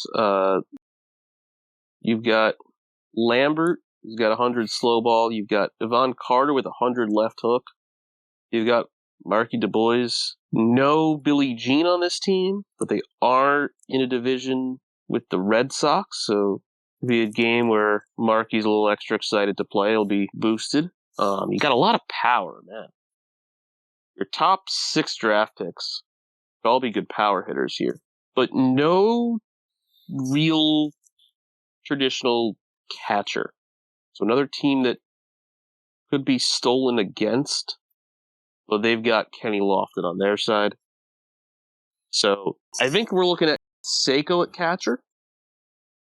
And then you're going to end up with Lofton in center, trying to fill out the team after that. So, like, Stephanie Morgan may end up at, like, third base. Von Carter at short. Futterman's probably at first, unless you go with Du Bois there, or Morgan. Futterman and Morgan are close in terms of fielding attributes. So it seems like one's at first, one's at third. And then, I guess Jack Joseph's your second baseman at Big City Stadium. This is a good team, maybe short on arms. I feel like that's going to be the biggest weakness, is the arm strength. Yeah, definitely lots of power. So hopefully this team can hit some home runs. And then right. Yeah, we've mentioned that here and there. That, you know, if you have a hole defensively, seems like those teams that might be able to make up for it on offense. Yep. Yeah, you got 100 bats. You got 94. You got 87. So you're definitely going to have some good power. There's just going to be, who do you put in the corner outfielders and who do you put at third and short? Right. That's going to be the big problem. But yeah, I think not our problem to deal with. It's Navycap's problem. Yeah, I think you end up with Lance Lambert on the mound. Probably the best place for him. And then, because he's got the weakest arm out of your pitching options. And then you have your rest of your mid-tier arms to put between, like, you know, third base, shortstop, corner outfield, and first base. Then Jack Joseph at second. Like I mentioned earlier, Lofton in center and Canseco at catcher. Yeah, Canseco but only 80 arm strength. So yeah, this team might get stolen against. Yeah, I still think you'd rather have him at catcher than Lofton and be able to use Lofton's speed in center field or in some parks in left field. Yeah, Canseco at catcher feels like a waste. Yeah, I feel like, he's an interesting character in which he's got the height for first base. He's got decent arm strength, but you probably would want to use him as a corner outfielder like he was in real life. And I don't think you can afford to on this team, because if you don't use him at catcher, you're wasting, not wasting, but then you've got a worse arm at catcher, unless it's Lofton, and then you're not able to use Lofton's speed in the field. So Canseco ends up being your best catching option on this squad, at least the way it's currently constructed. Yep, so it'll be interesting to see. Hopefully this team can put up some runs. And defense is optional. We'll see how it goes. I think they've got looking to hit the ball out of the park. Last up in this division, we got Otrol and the Atlanta Braves at Ekman Acres, the first Ekman team. Got Henri Deschennes, Juan Gonzalez, Zoe Mallory, Bobby Bullgreen, Uma Morris. Wait, I think this team...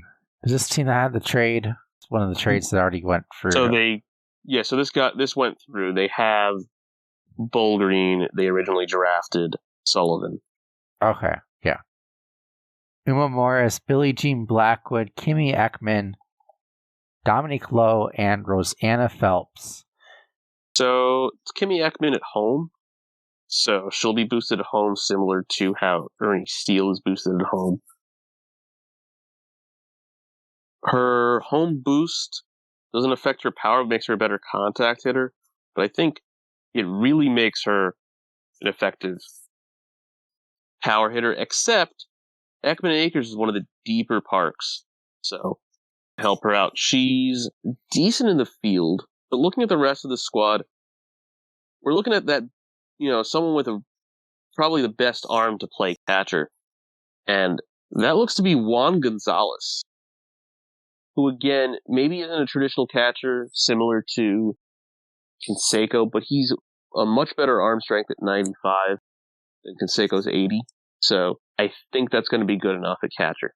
Is Bullgreen the primary pitcher on this team? That we're going to be looking at? Yeah, I think unless it's Henri. Yeah, I think Bobby Bullgreen starts and try to put Henri somewhere in the outfield. Yeah. Use that speed. I think also Zoe and Possibly either Dominique or Rosanna plays right field. Juan plays catcher. Yeah, Billie Jean's your obvious first baseman. I think I would hope. Boosted Kimmy is an excellent third baseman. Yeah. Yeah, I feel like even regular Kimmy would probably do okay there. Loses coordination and eye, but maintains arm strength and accuracy, so I think she's probably okay to play at third in most places. Depends on the rest of the team. Yeah, you're probably going to want to use Henri in the outfield with his 9 out of 9 speed. I like the team at the plate as well. Henri obviously is a great hitter. Juan Gonzalez, Zoe Mallory, Bobby Bullgreen, Uma Morris, Kimmy Ekman, especially at home. And then I'm interested to see Billie Jean Blackwood with the changes to the hitting. Another person who's more of a contact hitter. And does that help her reach base more often? And she's not with Markey. So she's not nerfed. See, that'll be really interesting to see. Yeah, I think this team will do okay, but it'll be interesting to see how well they can use Billie Jean and Kimmy. Their top 3 is really good. Well, actually, their top 5 is pretty good. Bobby's better in online than in RBBL, but I still hate you, Bobby Bullgreen. So this team is the worst team ever. So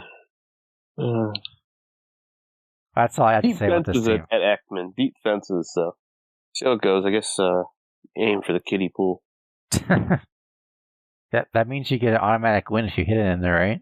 The count double? Well, what's the rule on that? Is it, or maybe it just ends the game, but doesn't necessarily mean you win? To be determined. Yeah, so that's gonna do it all for I think that's the backyard division. Now moving on to the front yard division and K1D.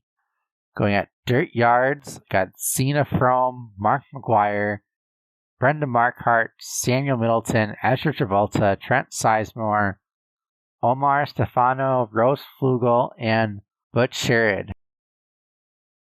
Definitely a lot of offense on this team. You got Xena, Mark, Middleton, Omar, Rose. You got a lot of arms. You got Ezra and Butch and Trent that have really good arms. So I think that this team is pretty well rounded. I think the one glaring weakness is that they're pretty slow. Brenda's their and Trent is their fastest. Yeah, 6 is the top speed on this team.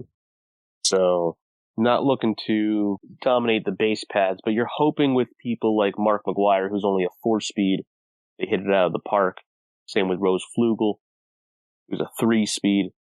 Mark McGuire's your obvious first baseman, I would think, on this squad. Ezra Travolta's probably your catcher, although I'm struggling to find a pitcher. Is it Brenda? Or maybe it's probably Omar. Omar Stefano is going to be pitcher. 100 right hook, 79 slow ball. There's a couple options if Omar gets tired. I like Mark McGuire's on the Cardinals, similar to my team where I have Derek Jeter on the Yankees. You like seeing pros play for their actual teams. At least I do. Yeah, a lot of good arms, so there's a lot of options for once you figure out who your catcher is, and it's probably Ezra. Trent Sizemore, Rose Flugel, Butch Sherrod, like you mentioned. And if your weakest arm is Omar and he ends up being your pitcher, that's pretty good. At the plate, you've got a couple of... You got like Trent Sizemore, who's low power, high, middle to high contact, 73. And then kind of the opposite with Omar Stefano, 75 power, 1 contact. So those are some interesting players to play with here. I think the lack of speed is going to hurt them at Dirt Yards, especially if with the random bounces. I think might be able to play grounder ball against this team a little bit, which you don't really see too much in BBOL, but I think that would be my strategy. Try to abuse the defense a little bit, get them slow, and try, especially if you have a high speed, high contact team, try to use that grounder. Yeah, I think that's a good call there. Yeah, I think then you're looking for someone with like mid-level aggression where they're not going to like go too far to where they think the ball's going to go and it goes by them. But they're also not going to be like stuck not moving at all. And I see, someone like Rose Flugel might go like too far in the wrong direction, too aggressive. Because at least what I've noticed with aggression is they run to where the ball would be without the random bounces, rather than to where the ball is. So sometimes I feel like that hurts you more than someone like Ezra Travolta with 4 aggression that doesn't move much. Mm-hmm. And then you can direct them to where the ball is. Yeah, it'd be interesting to see if people use that use the random bounces against them, and then we'll see how much K1D starts butching about it. Well, and for those of you, if little joke there at the end, if you caught it, certain people will recognize that. But I think that's all I got to say about that team. Yeah. I think we covered. I think it's the speed and maybe the random bounces that hurt them in the field. They hope to make up for it at the plate with people like Xena Fromm and Mark McGuire. Yep. Next up, we got CRK, also another team at Ekman. You got Leo Wayne, Sally Dobbs, Vlad, Marty Cordova, Jorge, Jocinda, Vicky Kawaguchi, Lorelei Akaye, and Heidi Thurman. This team has a lot of height. I did do a scrim against CRK, and this team has a lot of height. You could maybe say that there's a little bit too much height, and for some reason he likes Heidi Thurman a lot. I do not understand it whatsoever, but she's got an arm, and that's about it. So when you played against CRK, because I did as well, was Marty Cordova the primary pitcher? Yes. Okay, so Cordova's got both hooks. Could be challenging to play against. Although if he gets tired, you've got Leo Wayne as an option. Leo Wayne has 3 pitches. Sally Dobbs, I'd say, has 3 good pitches. Lorelei Akaye has 3 good pitches, but no stamina. Maybe in a pinch she gets used, like a 1-out situation. Vladimir Guerrero's got a good arm. So does Heidi. But I probably would end up with Heidi at catcher. Yeah, that's what he's Vlad been doing. Somewhere in the outfield. I think he was doing Vlad at short, and then Jorge and Sally at second and short, and Jocinda at first. Leo Wayne, Vicky, and Lorelei in the outfield. Okay. Yeah, I think that could work. This is another all right-handed team. This is actually all right-handed pitchers. They're hitters and throwers. This has 6 players out of the original playable 61. So, got 4 backyard kids, 2 pros. I like the hitting on this team for the most part. Vicky could be a struggle, but I think at 7 speed, she might be able to beat out some ground balls. Heidi's going to be a big struggle at the plate because she only has 3 speed. So Heidi, I think, is a catcher and not much at the plate. Otherwise, I like this team. Sally Dobbs is an interesting character with that 94 power, 1 contact. Not on the same team as her brother. I think that's probably for the best, especially for Ronnie.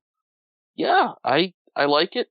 Cordova has 69 power, which I used to say was like the bottom tier for being able to hit it out of the park, but we've now seen people of 54 power hit it out of the park. So Jocinda to now be a power hitter. Lorelei might be a power hitter. And by power hitter, I mean you use line drive, but it still goes over the fence. So, at some parks. Maybe Ekman's too far, but at a place like Parks or like Playground Commons, get a home run for you, especially because they're all right-handed. Yeah, I think CRK's been doing a lot of streams, and he's been playing really well. I think this team is gonna do well, and definitely gonna be one of the favorites in the junior league this season. Yeah, I think the CRK probably has the most practice, probably the most active of the junior leaguers, and definitely since the draft. You see the CRK. I've seen Navycap. We already went over his team, so like I think we're looking at, when we're talking about the CRK, possibly the favorite, just based on having the most experience with their squad. Yeah, so what is the over-under for how many hits Heidi's going to get this season? I would put it at 3.5. 3.5? And, well, okay, we'll go with this. How many hits did you get with Ivan King last season? 1. Okay, so there's more games, and there's always a chance of, like, you end up hitting power up and you save it for someone like Heidi to get on base finally. So I'd go 3.5. Yeah, and this is the junior league, so there's not going to be probably as tight of pitching as there was last season of me if Ivan in the Humongous League. So there's also that to consider, that you're probably going to get better pitches than I did with Ivan. So remember this when Heidi goes 4 for whatever this season. Yeah, I highly doubt that's going to happen, but if she has 4 hits the entire season, I'll be shocked. All right. Next up, we got MikeMadness. Played last season in the junior league. He's at TCA. Also, his IBBL team this season is at TCA. Got Julie Dunkel, A-Rod, Anna Gaudreau, Isabel Morelli, Karen Donato, Beltran, Judy Abunza, Mariana Ralph, and Sydney Chang. So I mentioned liking to see pros on teams that they played for. Now, Beltran in this game represents the Royals, but he was a Met at one point in his career, and A-Rod grew up a Mets fan, so I think Kid A-Rod's happy to be on the Mets. And Kid A-Rod is in this game. That's right. So, look at this team. Again, it's a lot of power, and then 2 players that have basically no power. So, we see, again, another team where the median power is way ahead of the average power. Cindy Chang is a very interesting choice. 1 power, 15 contact. She got 7 speed, but then like 52 arm strength. I feel like, she's got an 80 slow ball, so maybe end up using her at pitcher, but then you've got Abunza who's got 100 stamina, 91 slow ball. I think Abunza's the pitcher here. But then you also have Dunkel with 100 slow ball and 2 other serviceable pitches, so it's probably Abunza with Dunkel as your first option after that. And makes me wonder where Cindy Chang plays. Right field or left field would be my guess. Yeah. Morelli's your best arm, so Morelli's probably the catcher on this team. And then again, it's tough to call for a first baseman because you've got 3 players of 3+ height, which all have good arms, and that's Beltran, Rodriguez, and Gaudreau. I think Beltran plays first. I agree. I think you'd end up with Rodriguez and Gaudreau on the left side of the infield. And then, where's their other arms? So then you got Dunkel in center. I think you put Dunkel... Well, center is kind of a waste at TCA. So maybe not at home. I think I feel like on the road you put her in on a more traditional field, she's in center. Yeah. Here, she might be like a right fielder. Yeah. I feel like Maybe. this is the only park where you put that stronger arm in right field. Yeah, I think you put Sydney in left, you put Julie in right. And then I guess it depends. I think you put Karen at second because you got a better arm, and Mariana in center, just behind her. Yeah, it's an interesting squad. Maybe Mariana at second and like Karen's in left? Or right? Or no? Or center? Center. I feel like on a regular field might be a bit more clear. Yeah, you got some options at home. Right. So it'll be interesting to see how this team lines up, but we've got 2 switch hitters on this squad. Neither of them know how to correctly switch hit. Dunkel's a great hitter. You've got Dunkel, Rodriguez, Goudreau, Morelli, Donato. Your first 5 picks are all great hitters. Beltran probably do better with the current hitting, and then especially at Tin Can Alley, I feel like the ball will bounce around and off the wall and such on the truck. So you're looking at Beltran and Mariana Ralph as pretty good hitters at home. And it'll be interesting to see, again, how you sort out the batting order here. Do you put Abunza and Chang next to each other, or do you split them up? I feel like this team might just have just enough power at TCA. Like, maybe you could use, I guess Mariana's that other power hitter. So I think it's just enough power and just enough speed because you got Julie, A-Rod, and Cindy that have plus speed. Then Mariana's your really only slow player. So I think this team can work at TCA. But I think it's going to depend on how well Mike can put up the runs. Because Mike's been a good pitcher historically, but I think his trouble is scoring runs. So if he can put up some runs, he might be able to, put up together a good season and make the playoffs. Next up, we got Jadom and the Diamondbacks at Super Colossal Dome.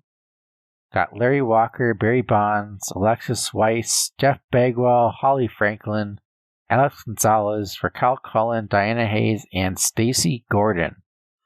That's a name I haven't heard in a while. So the reputation of Diana Hayes got her picked in the 8th round. Normally ends up in the 9th round, but I'd say, she's definitely a good pitcher to have, so maybe she is finally being valued accurately, or maybe still underrated. Right off the bat, I'm looking at Larry Walker and Barry Bonds. That's a great 1-2 right there. Both could help you out in the outfield, maybe left side of the infield. Maybe one of them has to be the catcher. I'm looking at Walker's got 92 arm strength, mid-level aggression, probably a good catcher option, but then you've got Bonds at 95 arm strength, and then Bagwell also at 95 arm strength. So lots of options here. I don't see like one of those 3 really standing out to be better than the others at catcher. So great to have that flexibility, I think, versatility of your players in the field. Alex Gonzalez or Raquel Cullen ends up being your first baseman then, because the other 3 have way too good arms to be playing first base, at least on a regular basis. So probably ends up being Raquel. And then you've got Alex Gonzalez at wherever you don't have Walker, Bonds, Bagwell at like third, short, or center. I would, or Frankie Holly ends up there, and then you have Alex Gonzalez as a corner outfielder or a second baseman, which puts your team in a very good position defensively. So this team I'm looking at might be the best defensive team I've seen. Yeah, I think you have to put Alexis at second. Probably.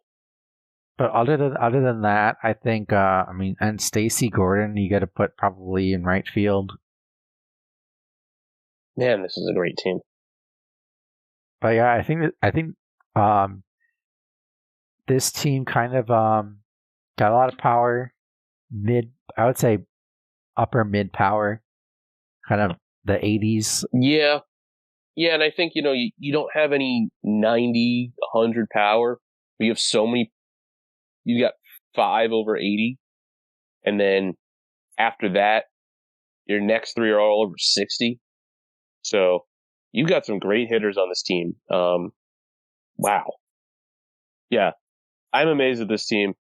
We talked about the CRK having a lot of practice and being a favorite out of this division. I think these Diamondbacks, Jadom, I think this is another team to watch out for come playoff time. I think the one thing I'd say is maybe a little bit slow outside of Bonds and Gonzalez.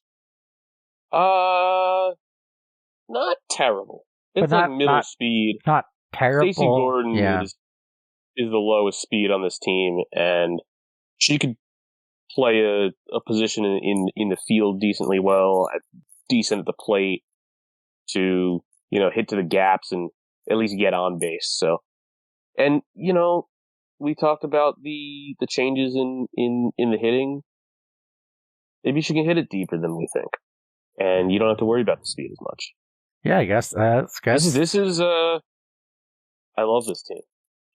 I don't know what else to say. I think this is one of the better teams I've seen, and I watch out for this team come playoff time. Okay, I guess we'll have to wait and find out. Next up, we got stluz, returning Junior League member from last season. Got Don Cozart, Sarah Maxwell, Chipper Jones, Alicia Blakely, Grace Tipton, Raphael Hendricks, Adam Van Doren, Tracy Hoban, and Paco Kaufman. The top players are really, top 4 are really good. You got some speed of Grace, Adam, and Paco. Yeah, Grace pitcher. Dawn's also really fast. Mm-hmm. Sarah Maxwell's up there as well in terms of speed. Dawn's an 8, Sarah's a 7. Probably looking at Hoban at catcher, Grace Tipton on the mound. Grace Tipton has 3 good pitches, 85 stamina. Probably your best option here. She's got 8 speed, which I don't normally see out of a pitcher, but with 24 arm strength, I think pitcher or second base is where you want someone like that, so that helps. And then the problem is you've got Raphael and Paco Kaufman with worse arm strength than Grace. So one of them's got to be at second. I'd have to be Paco. And where do you put Raphael? I don't know if 23 arm strength's good enough for like a shortstop. Well, I can tell you 23 arm strength is not good enough for shortstop. Okay. So then first base has got to be Blakely, I would think. Mm-hmm. Is she Mo Vaughn? Yep. Okay. That means I've looked at these numbers way too often. Also, that's left throws right help me out. And 4 height, but then looking at the other numbers. Yeah, if you're talking about 03, that's Troy Glass. Okay, that makes sense, because they're both from Anaheim at the time. Yeah. You got Chipper Jones, probably be good at either of his real-life positions, third base or left field. Probably not at Playground Commons for left field. You might want to use him somewhere else, because that's a very short left field. Sarah Maxwell is going to be good on defense, as is Don Cozart. So I feel like, there's some teams I'm looking at, they were short like a major arm. This team's short like a mid-level arm, or worse. Yeah, I think that you put at home, you either put Adam or Paco in left. Probably Adam, because it's a slightly better arm. Raphael at... Then where do you put the other one? We're going to put Raphael at second. And Paco in right, Don at center. Okay. And then you have Sarah and Chipper at short and third. Right. Great That feels right to me. pitcher. Yeah. So, again, in terms of batting, as we've gone through the field now, Raphael's a good hitter. Chipper's a good hitter. Blakely, Maxwell, Dawn. Grace is a good contact hitter. Could help you out. I think got a mix of left-handed and right-handed hitters on this team. Maybe a little left-heavy, but Raphael Hendricks as your best power hitter is right-handed. It's a really good park for him to be at. I think he can dominate these playground commons here. Yep, that'll be really interesting to see how that turns out and how STL Stluz uses all this speed to their advantage. We'll see how the little melonheads play, and if they get to mid-season and feel like they need a middle-level arm to make up for their deficiencies in the field, or if their offense can carry them. Yep, for sure. Next up, we have BBall returning after hiatus after last season.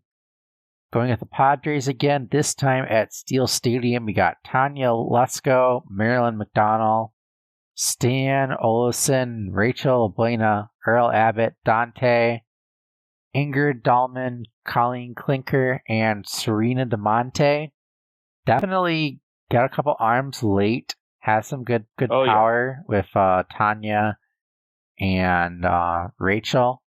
Got some speed in Marilyn, Earl, and Dante. Pretty well-rounded team. I'm pretty sure Loba drafted most of this team because I don't know if B-Ball could have drafted such a good team. You're doubting B-Ball's drafting abilities here. I am. Serena's the obvious play at catcher. Yeah. I feel, though, if she had more stamina, could have been a pitcher. We're probably looking at Earl Abbott on the mound for the most part, with Klinker getting some action as well. They're similar pitchers in terms of they have a heat, a slow ball, and only one real usable hook. But you're probably going to want Earl on the mound more often because of his lack of an arm strength. And you'd rather have Colleen Klinker's arm somewhere else. Plus you have Rachel LaBuena, who you probably want at second base. However, playing at home at Steel Stadium, maybe you don't mind having another weak arm because you might be able to hide them in center. Marilyn McDonald's a Jeter clone. She's probably your shortstop, or center field in another park, or left field in this park. Maybe at third. Depends where you want that big arm player. Tanya Lesko could also play important defensive position as well. Klinker if she's not pitching. And then I feel like Dante's underrated in the field, so that's a pretty good fielding team here. Batting, you've got Rachel LaBuena at 98 power, and normally on most teams, that's a really good power hitter. But you've also got Tanya Lesko at 100 power, so some big power on this team. Olafson's got some power. McDonald, I'd say, is underrated power, but also a good contact hitter, so could have that option of power or line drive with McDonald. And then it's speed with Abbott, it's speed with Dante, and then the bottom half draft picks, it kind of drops off, although Dahlman and Klinker, I think with current hitting, could be better line drive hitters. Colleen Klinker at one contact is going to be a bit of a struggle, but if you make contact, could hit the gaps and help you out there. And at some, maybe not at Steel, but at a park with lower fences, could hit a home run. Overall, pretty good squad. Since we've been mentioning with all the teams, I think Ingrid Dahlman's your first baseman on this squad. I don't really see the other two taller players getting in there at first base. I think you'd rather have Ingrid Dahlman there.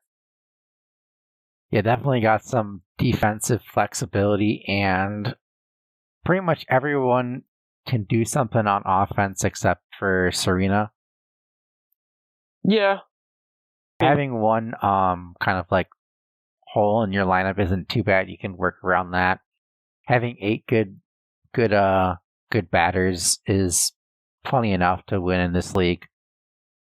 Yeah, I just think that, there's some teams that might have more power, but I think Steel Stadium, if it didn't have the short center, would be a giant ballpark. So maybe that's okay if you have more of the gap hitters that can run. like a Dante, or even Ingrid Dahlman at 6 speed, I think could get a lot of doubles. Yeah, I think this team is drafted pretty well, but I'm pretty sure that's because Loba did most of it. All right, well, shout out to Loba. And part of the reason, I don't know if you remember, but I took over for BBall in season 2. So, and that team was pretty bad, so that's why I make fun of it. Yeah, that was an interesting team. That season 2 B-ball team. Yeah, the Bonds and the Frankie Holly and Holly Franklin and Stewart and Maya and Mickey O'Connor, Chucky Flinder. Yeah. That feels like so long ago, even though it was just 2 seasons ago. Well, it was. It's like a year ago. Been that long. Yeah, I guess. Yeah, at this point, yeah. But enough about that old times. Speaking of old times, every time I see Ekman Acres, I have flashbacks to the old times. But enough about that. And look, it's Tristan with the Milwaukee Brewers going to Cheryl Reynolds, Davey Marion, Debbie Nagasawa, Hillary Vargas, just Sydney Weber, Gary Allen, Ronnie Dobbs, Chucky Flinder. Huh, I didn't even know that was an unintentional segue talking about Chucky there. Yeah. And Randolph Glukert. Randolph Glukert, or as Lookitstristan would say, some guy with glue and that's how he drafted him. Yeah, Sydney Weber without her preferred doubles partner is someone who stands out here. Although we look at Sydney without her sister and feel like she could have been so much more useful. We look at Ronnie Dobbs without his sister and think, yes, we like Ronnie Dobbs. He's got that 88 arm. He's got that 86 power. And he's not being bossed around. Chucky Flinder's your probable starting pitcher on this squad. Although, looking at these two next to each other, at least the way I have them on my screen, Ronnie Dobbs is a similar pitcher, if not for the stamina. So, Dobbs could be a relief option, as could Davey Marion, although you're looking at 3 pitchers with the same 2 good pitches of heat and left hook. If you want a slow ball option, it's Hillary Vargas. But it's probably Chucky Flinder most of the time on the mound. As far as catcher, probably Cheryl. Yeah, it's probably Cheryl. And then first base, you might be looking at Sydney Weber playing first base. So you could use Hillary Vargas' arm elsewhere. And at Ekman Acres, you're going to need those arms. So Vargas is going to play a key position in the field, as should Davey Marion, and probably Ronnie Dobbs. Although, what would you think of Ronnie Dobbs at catcher? I don't. The 88 arm's good enough? I don't. It's kind of out of the box, but I think it might make sense because you get to put Cheryl and Vargas, possibly Cheryl in the outfield, Vargas at short. Yeah, I'm just trying to figure out the best way to use a one height player, and that's the problem downside about putting Ronnie at catcher is throws the home might go out of play. Okay, that's fair. I mean, you gotta weigh that as how often are you throwing to home, but when you do throw to home, it matters. So it might help to have someone like Cheryl as catcher instead. And so Ronnie Dobbs with his arm strength, you would think would be a good outfielder, but sometimes the one height can be a detriment no matter where they are in the field. I think I would put Ronnie in right field, Vargas at short, Cheryl at short. I think this team is going to run into an issue, though, with the outfield, because you're going to have to put either 1 or 2 players that you don't want in the outfield. Because you're either going to have Gary or Randolph in the outfield, and neither is really great. I think it ends up being Randolph in right field.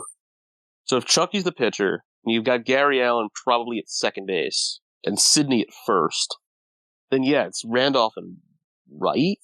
He's a corner outfielder, depending on the park, right or left. Mm-hmm. It's probably Debbie in the other corner, unless. You might want Davey Speed in the outfield. Davey in center. Maybe you want Davey in the outfield. Yeah, that sounds right. Unless you want Ronnie Dobbs in the outfield. Davey's your fastest, and then you have Debbie, Cheryl. Randolph in the outfield is that 3 speed. Yeah. So you might rather have him as an infielder. Mm-hmm. You might have Ronnie, an outfield of Ronnie, Davey, and Gary if you want the speed. Right. But I think this team went for power at Ekman. So this is a team for, power at Ekman. It's a deep park, but Cheryl could hit it out of anywhere. Yeah. Cheryl, Davey, Debbie, Hillary, Gary are all good power hitters. Ronnie's a good power hitter. Randolph, great hitting option in the 9th round. Mm-hmm. And then you're looking at Chucky and Sidney, who are the same hitter, except Sidney's slightly faster. Yeah.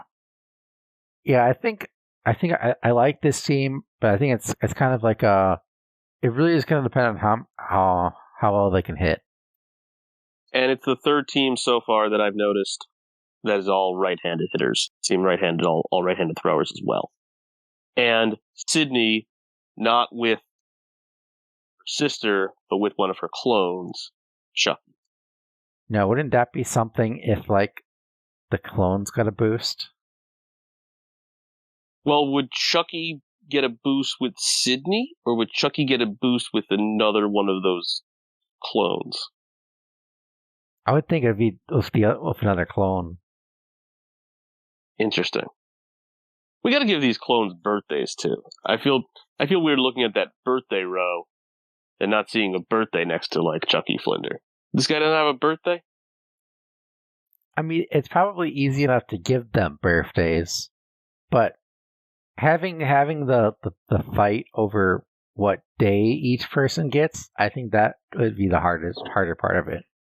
Because one person's going to say they want it to be March 13th, and then someone else will say, oh, I want it September 7th, and another person says, no, I want it December 27th. Yeah. So I think that's the more of the conundrum with that is like, how do you pick what the date is going to be? Well, interesting. One Webb or one Dobbs team here. Mm-hmm. Wonder if we're going to see a mid-season trade with the Webbers. Well, we're getting up to that trade deadline and haven't seen any trades, so I don't think it's going to happen before the season. Yeah, they make a move later. Mm-hmm. Next up, we got Unclepepper, and I probably will be getting these names confused at least a few times during the season. Right, again, not to be confused with backyard division coach Drpecker. Now, I know I probably am just overthinking this, but the names are so close together, and we have had some situations happen recently. Well, we've had siblings, we've had spouses, maybe something like that. Is there a chance that that they're alts of each other? I'd hope not. Let's go ahead. Let's talk about the Expos. I don't like to speculate on that. I hope not, but never know. Moving on, you got Marcellus Marks, Sophie Meyer, Faye Dawson, Kristen Sullivan, Luann Louis, Tony Gwynn, Kurt Schilling, Jose Meisenheimer, and PJ Sharif. Okay, so we've got a definite pitcher in Kurt Schilling, but also a definite pitcher in Luann Louis. So here's something interesting. Okay, so if Luann's not pitching, she doesn't have much arm strength, so she ends up kind of having to be hidden somewhere else, either like in the outfield or second base. But with Curt Schilling, if he's not pitching, he's got a strong enough arm he could be a catcher. So interesting to see where this team goes with pitching and fielding. You'd probably end up with Tony Gwynn or Sophie Meyer at first. Then after that, you've got some strong arms in Faye Dawson and Kristen Sullivan, but if Curt Schilling's not catching, one of them should be the catcher. And you're losing a strong arm elsewhere if Schilling's pitching or catching. Maybe he's like shortstop or something. A lot of options. I think you do Jose pitcher. See, that's another one, yeah. Jose can pitch as well, but he doesn't have enough stamina. I don't know if he's making it through the whole game. But I think you start Jose at pitcher. Okay. I think you put Luann at second. Now the problem is Schilling your catcher to your like shortstop or third baseman. Marcellus is definitely an outfielder. Okay. I think PJ is definitely an outfielder. Yeah, I could see them on the corners, yes. And then I think you use Kristen at third base.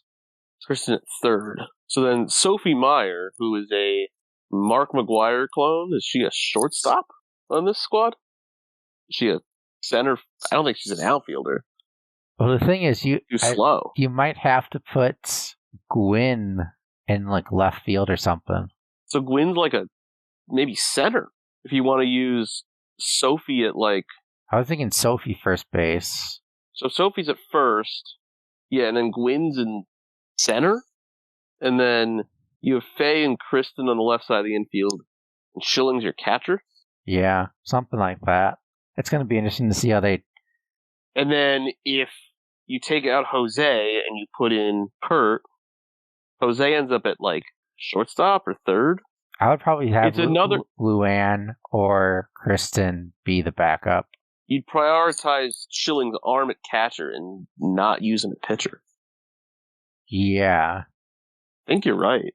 If anyone wants Curt Schilling as their pitcher and has like a decent arm, I don't know if Unclepepper would accept a trade, but I feel like, because I agree with you, I feel like if you use Schilling at pitcher, you're putting that 97 arm to waste that could be used in a different defensive position. Well, basically, he's got the best arm on the team. You gotta kind of hide Jose somewhere, and you gotta hide Luann somewhere. So you might as well use Jose at pitcher for at least as much as you can. And then maybe swap him with Luann. Yeah. Would be the safest move. And then hopefully that it lasts you at least until 5 innings. And then last inning, if you need to put in somebody else or swap then back. You can bring in Schilling as a closer. Yeah. It's a way to do it. Yeah. It's interesting to think of it that way because a lot of us think of like 1 or 2 pitchers, but maybe you get through the game with 3. Mm-hmm. Could be good enough to do it. And I think at the plate, your top 3 draft picks are good hitters, and Jose's a good power hitter. I think since the change to hitting, Gwyn becomes a good contact hitter like he should be. It makes no sense that Tony Gwynn does not have 100 contact. It makes no sense that Tony Gwynn in this game makes no sense. I think that I don't understand. Like that, we need to like just make Tony Gwynn 100 contact. I'm not really in favor of many like stat changes, but that's one of them. I mean, by the time of this game, it's an older Tony Gwynn, but he was still so good.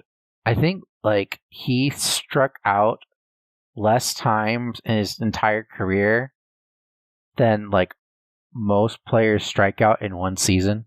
Yeah, and he's one of the best contact hitters just ever. And 84, like, come on, could have given them some more points there. You need to make that 100. Fizzery, do the right thing, make it 100 next season. Do the right thing.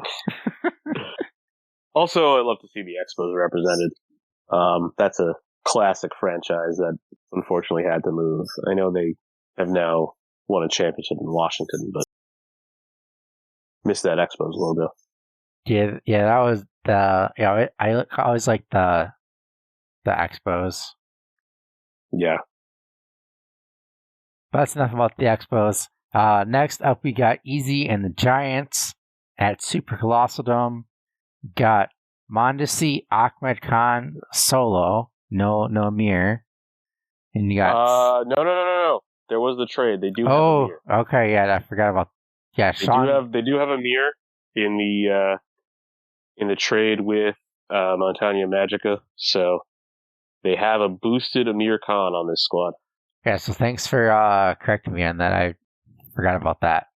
So we got Amir and Ahmed on the team. Sanya, Petra, Jim Kiley, Whitney Singh, Brett Olson, and Jody Palmer. Don't really like this team too much. We look at these teams, we try to find a pitcher. Is it Sonia or is it Whitney? It's Sonia. I feel like those are maybe Jody. Yeah, actually, Sonya's better, but when you're trying to fill in like holes, I think you start out with Jody. Because I don't feel like a boosted Amir becomes a pitcher. I feel like boosted Amir just becomes like Ahmed. Yeah. So I think without Ahmed, Amir's a pitcher. Mm-hmm. With Ahmed, I wouldn't use him as a pitcher. I would go with Sonia or Jody, or maybe Whitney. As I start to look at the rest of the squad here, Jim Kiley's probably your catcher, which frees up Mondesi somewhere else, which would be nice. Mondesi shortstop. Likely. I don't like this team defensively, like at all. I feel like there's going to be a lot of holes defensively. I feel like you end up with like Ahmed and Amir at the corners, or maybe Ahmed at first base. Yeah. Sorry, Ahmed at first base. Amir is a corner outfielder. You end up with Petra at second, and then you're piecing together basically someone like Sonia Hagen, if they're not pitching, is in center field. Whitney, if not pitching, might be another center field option or third base. Yeah, so whoever's not pitching out of Sonia, Whitney, and Jody ends up at center field or third base. Those are the positions for them, I feel, anyway. So yeah, this team is going to have to piece together some defensive arrangement, and I'm glad I'm not having to do it. Right, your bottom 3 draft picks not going to give you too much offense. Maybe Whitney, and then so you got to hope the Khans bring the power, as well as Sonia, Petra. Jim Kiley can hit a home run. Mondesi's going to be a good hitter for you, but yeah, I feel like there's not a lot here defensively or pitching. You've got to hope your top 6 hitters really bring the power. And for a team called the Giants, not a lot of height. Yeah, I know. Can't change the adjectives right now, but it would be funny if they would call the Little Giants. Little Giants would be what I would call my team if this was Backyard Baseball 97. Or football, where you can change the adjective. Well, that might be coming soon, so. Ooh, coming soon. Little teaser, possibly, in the future. So if we're done with that team, speaking of teams with questionable adjectives, the definitely pink White Wombats are next. Yep, you got Susan Gore, Maria Luna, that's why it's pink. Yep.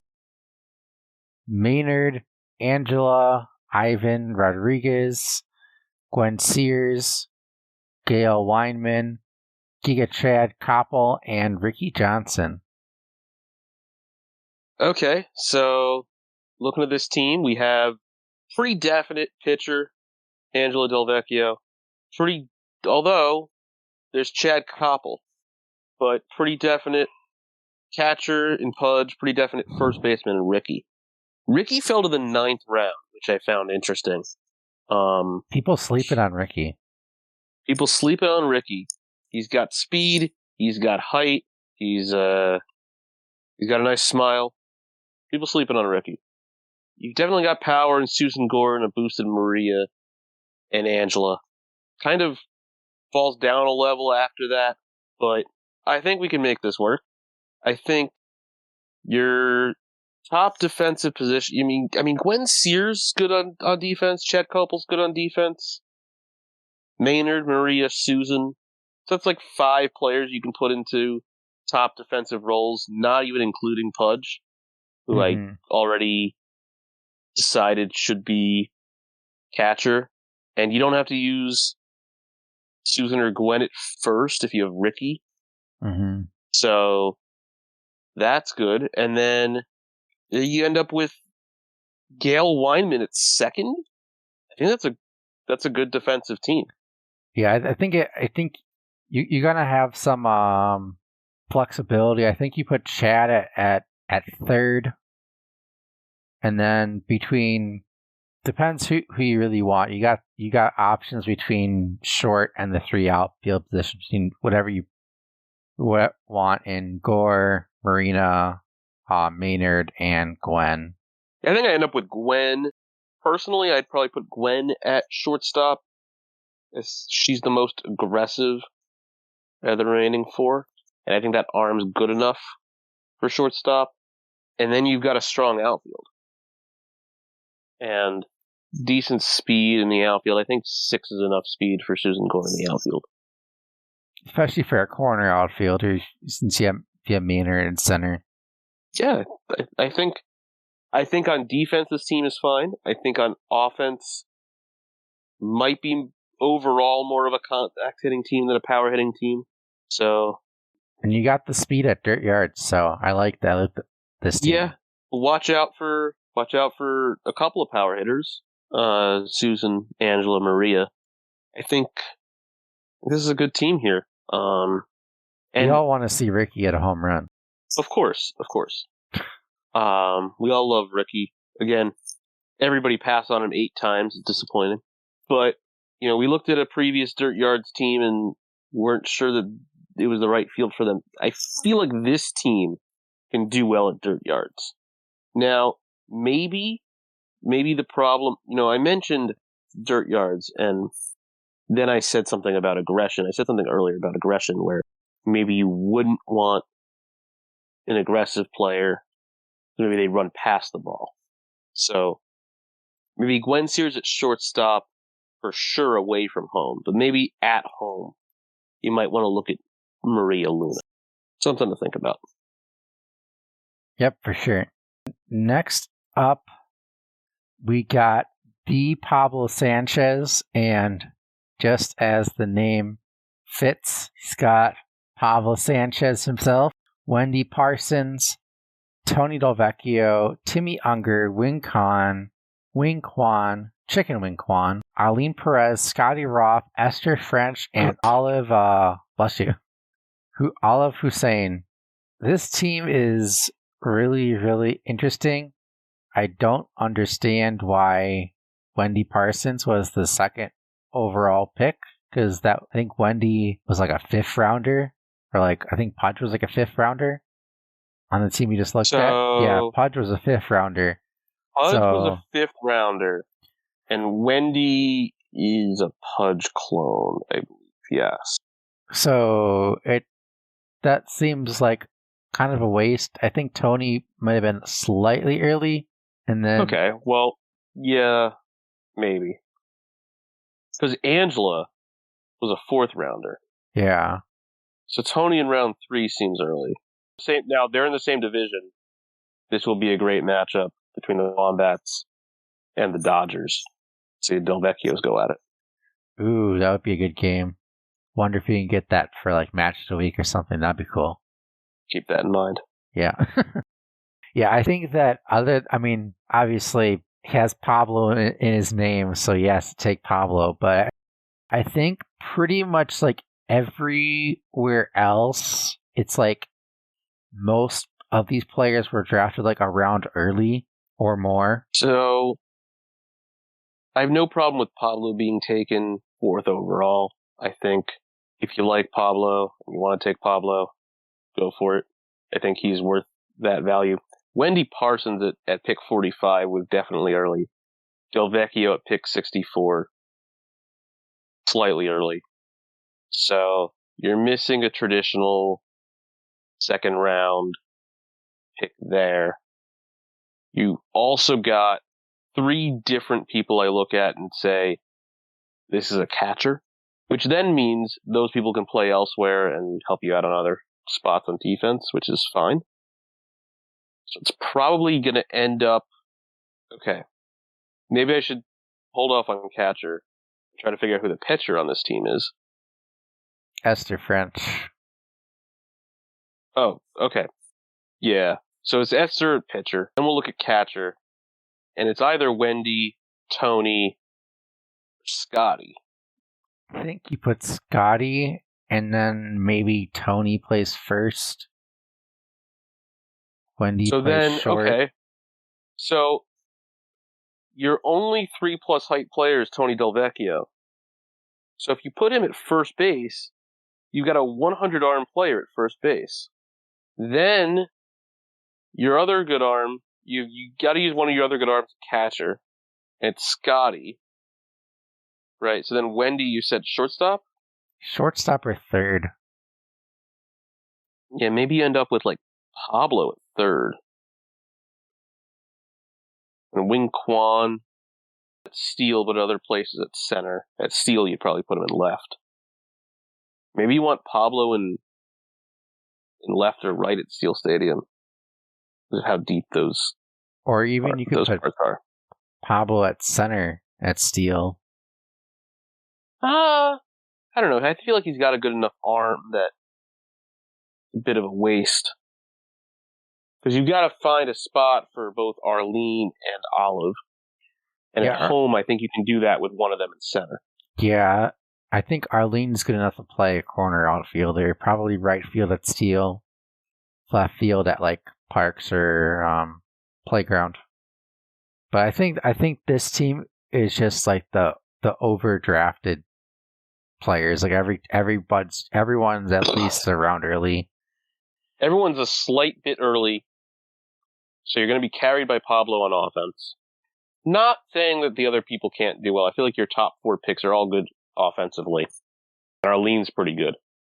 But the bottom part of your order, or at least the bottom of the draft here, Scotty Roth, Esther French, Olive Hussein, it's going to be tough to get a lot of hits out of them. Maybe I'm not used to the new hitting and they can surprise me, but yeah, I think this team kind of we're looking at a little bit new to the generics and kind of I think this team is going to have a hard time kind of have some growing pains and struggles with learning everything. So hopefully I'll get proven wrong and Pablo will hit like 20 home runs or something.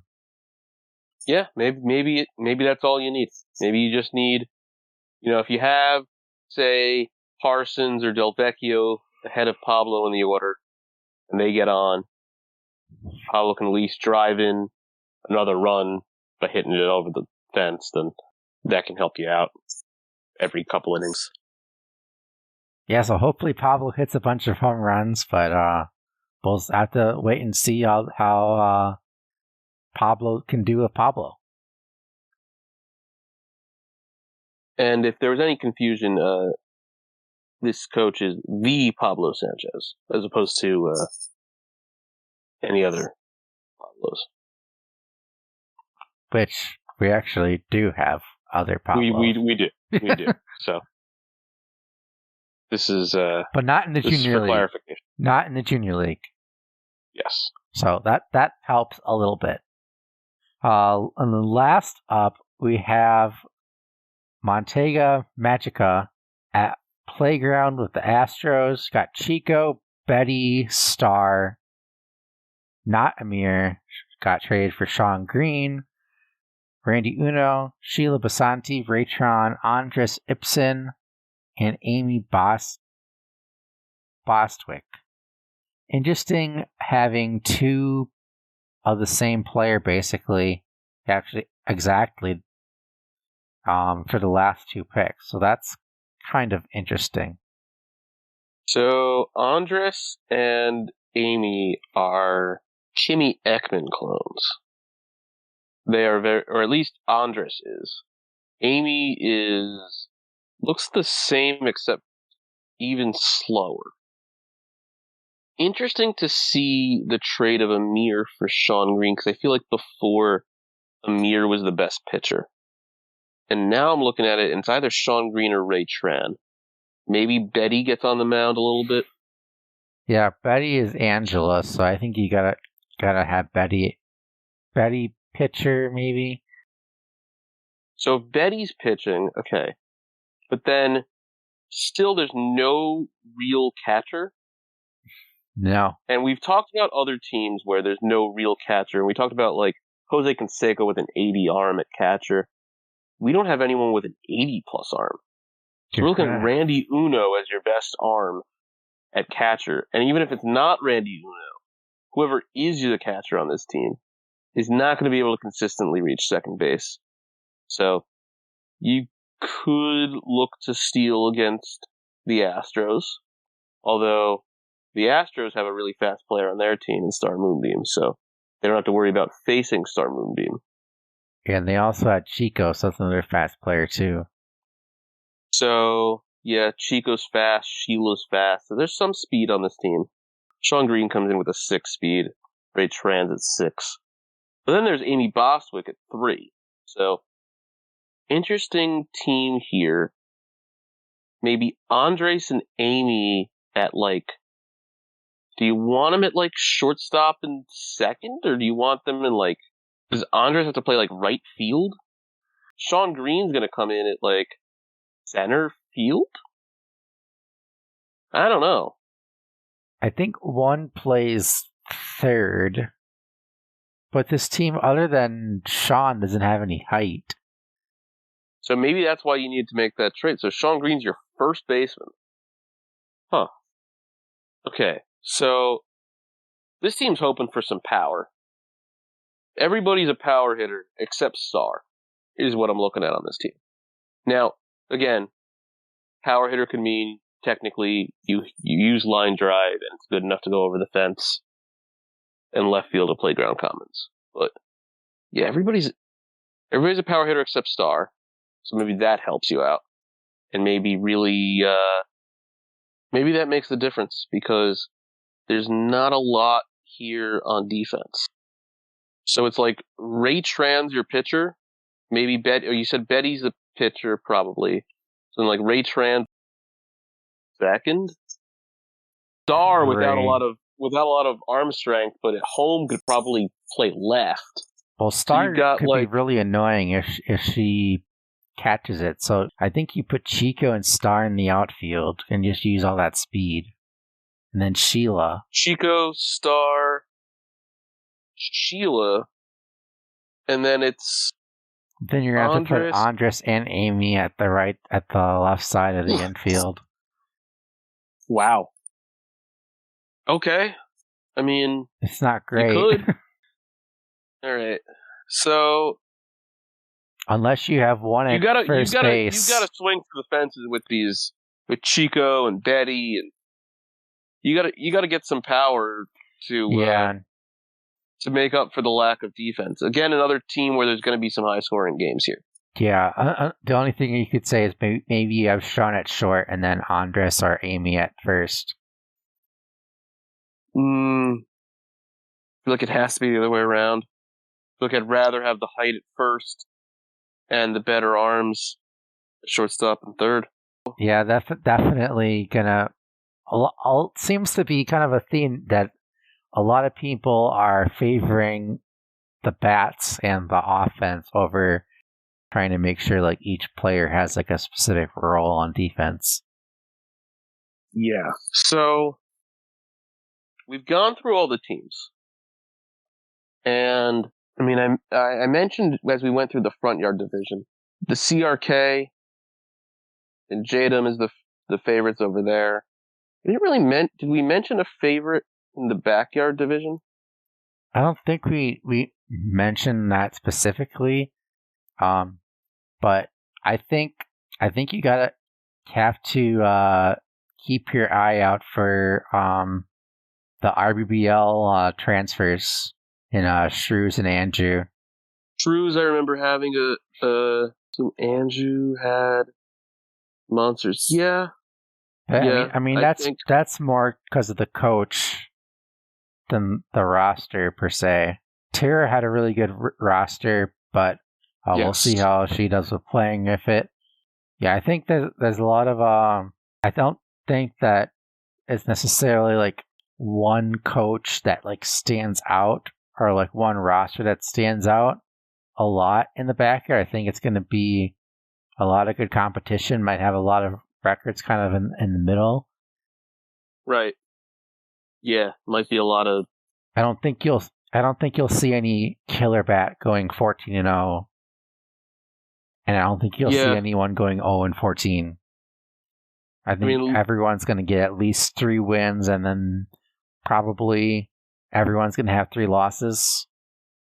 Yeah, I think, I look at my team in this division, and we mentioned it when we went over my team, is I feel like I have a good defense, but maybe slightly lacking in power. But that might be just different enough from so many other teams that it may end up being an advantage rather than a disadvantage. Or maybe everybody has so much power that I can't keep up. We could also look out for Daumski, who plays online, but not necessarily with this group of people, and may have a tactical advantage that the rest of us are not aware of. Yeah, and that's one thing. It's kind of different with the junior league is because you have so many new players that it's kind of hard to predict until you actually see what's going to happen. But I do think that CRK has been looking pretty good as a possible coach to make the World Series. Definitely played really well in scrims against other humongous leaguers, so if he's doing pretty good against humongous league players, he's probably going to do pretty well. Yeah, I think it's the CRK or Jadom are the favorites out of that division. I feel like it's a toss up in the backyard division. I feel like really well mixed. I think if I just had to go on roster, despite a lot of it being auto drafted, TheTaraStark's got very good roster. Mm-hmm. For sure. And the other one besides my own team, the other one I liked was first team we looked at, which was Steeleeye. But I think I liked it because it's similar to a team I would draft. But I do like Steeleye's team as well. Yeah, I think it's going to be really interesting to watch, and I think there's going to be a lot of parity in the junior league, which is always great to see and always good for the viewers and for all the spectators and fans that we have, all the millions and billions of people watching our league. Yes. We get billions of people watching. It's always good to see all billions of you. Yeah, and have to keep all our sponsors happy with our billions of fans. Yeah, I think our sponsors will be happy with 3 leagues, so more games, and more opportunities to promote their products. Yeah, but I just want to say again, 56 people wanted to play in an online league this time around, and there's probably a few more who wanted to play and just didn't have the time for it at this point. So it's great to see in each season the interest grow and to see the server grow. We talked about there's at least one other online league outside of BBOL that we know about. So it's really cool to see this game that is over 20 years old still have a community that's growing from the past, 2 years of it being resurrected. Yeah, especially if there's 670, I think just under 670 people in the online Discord.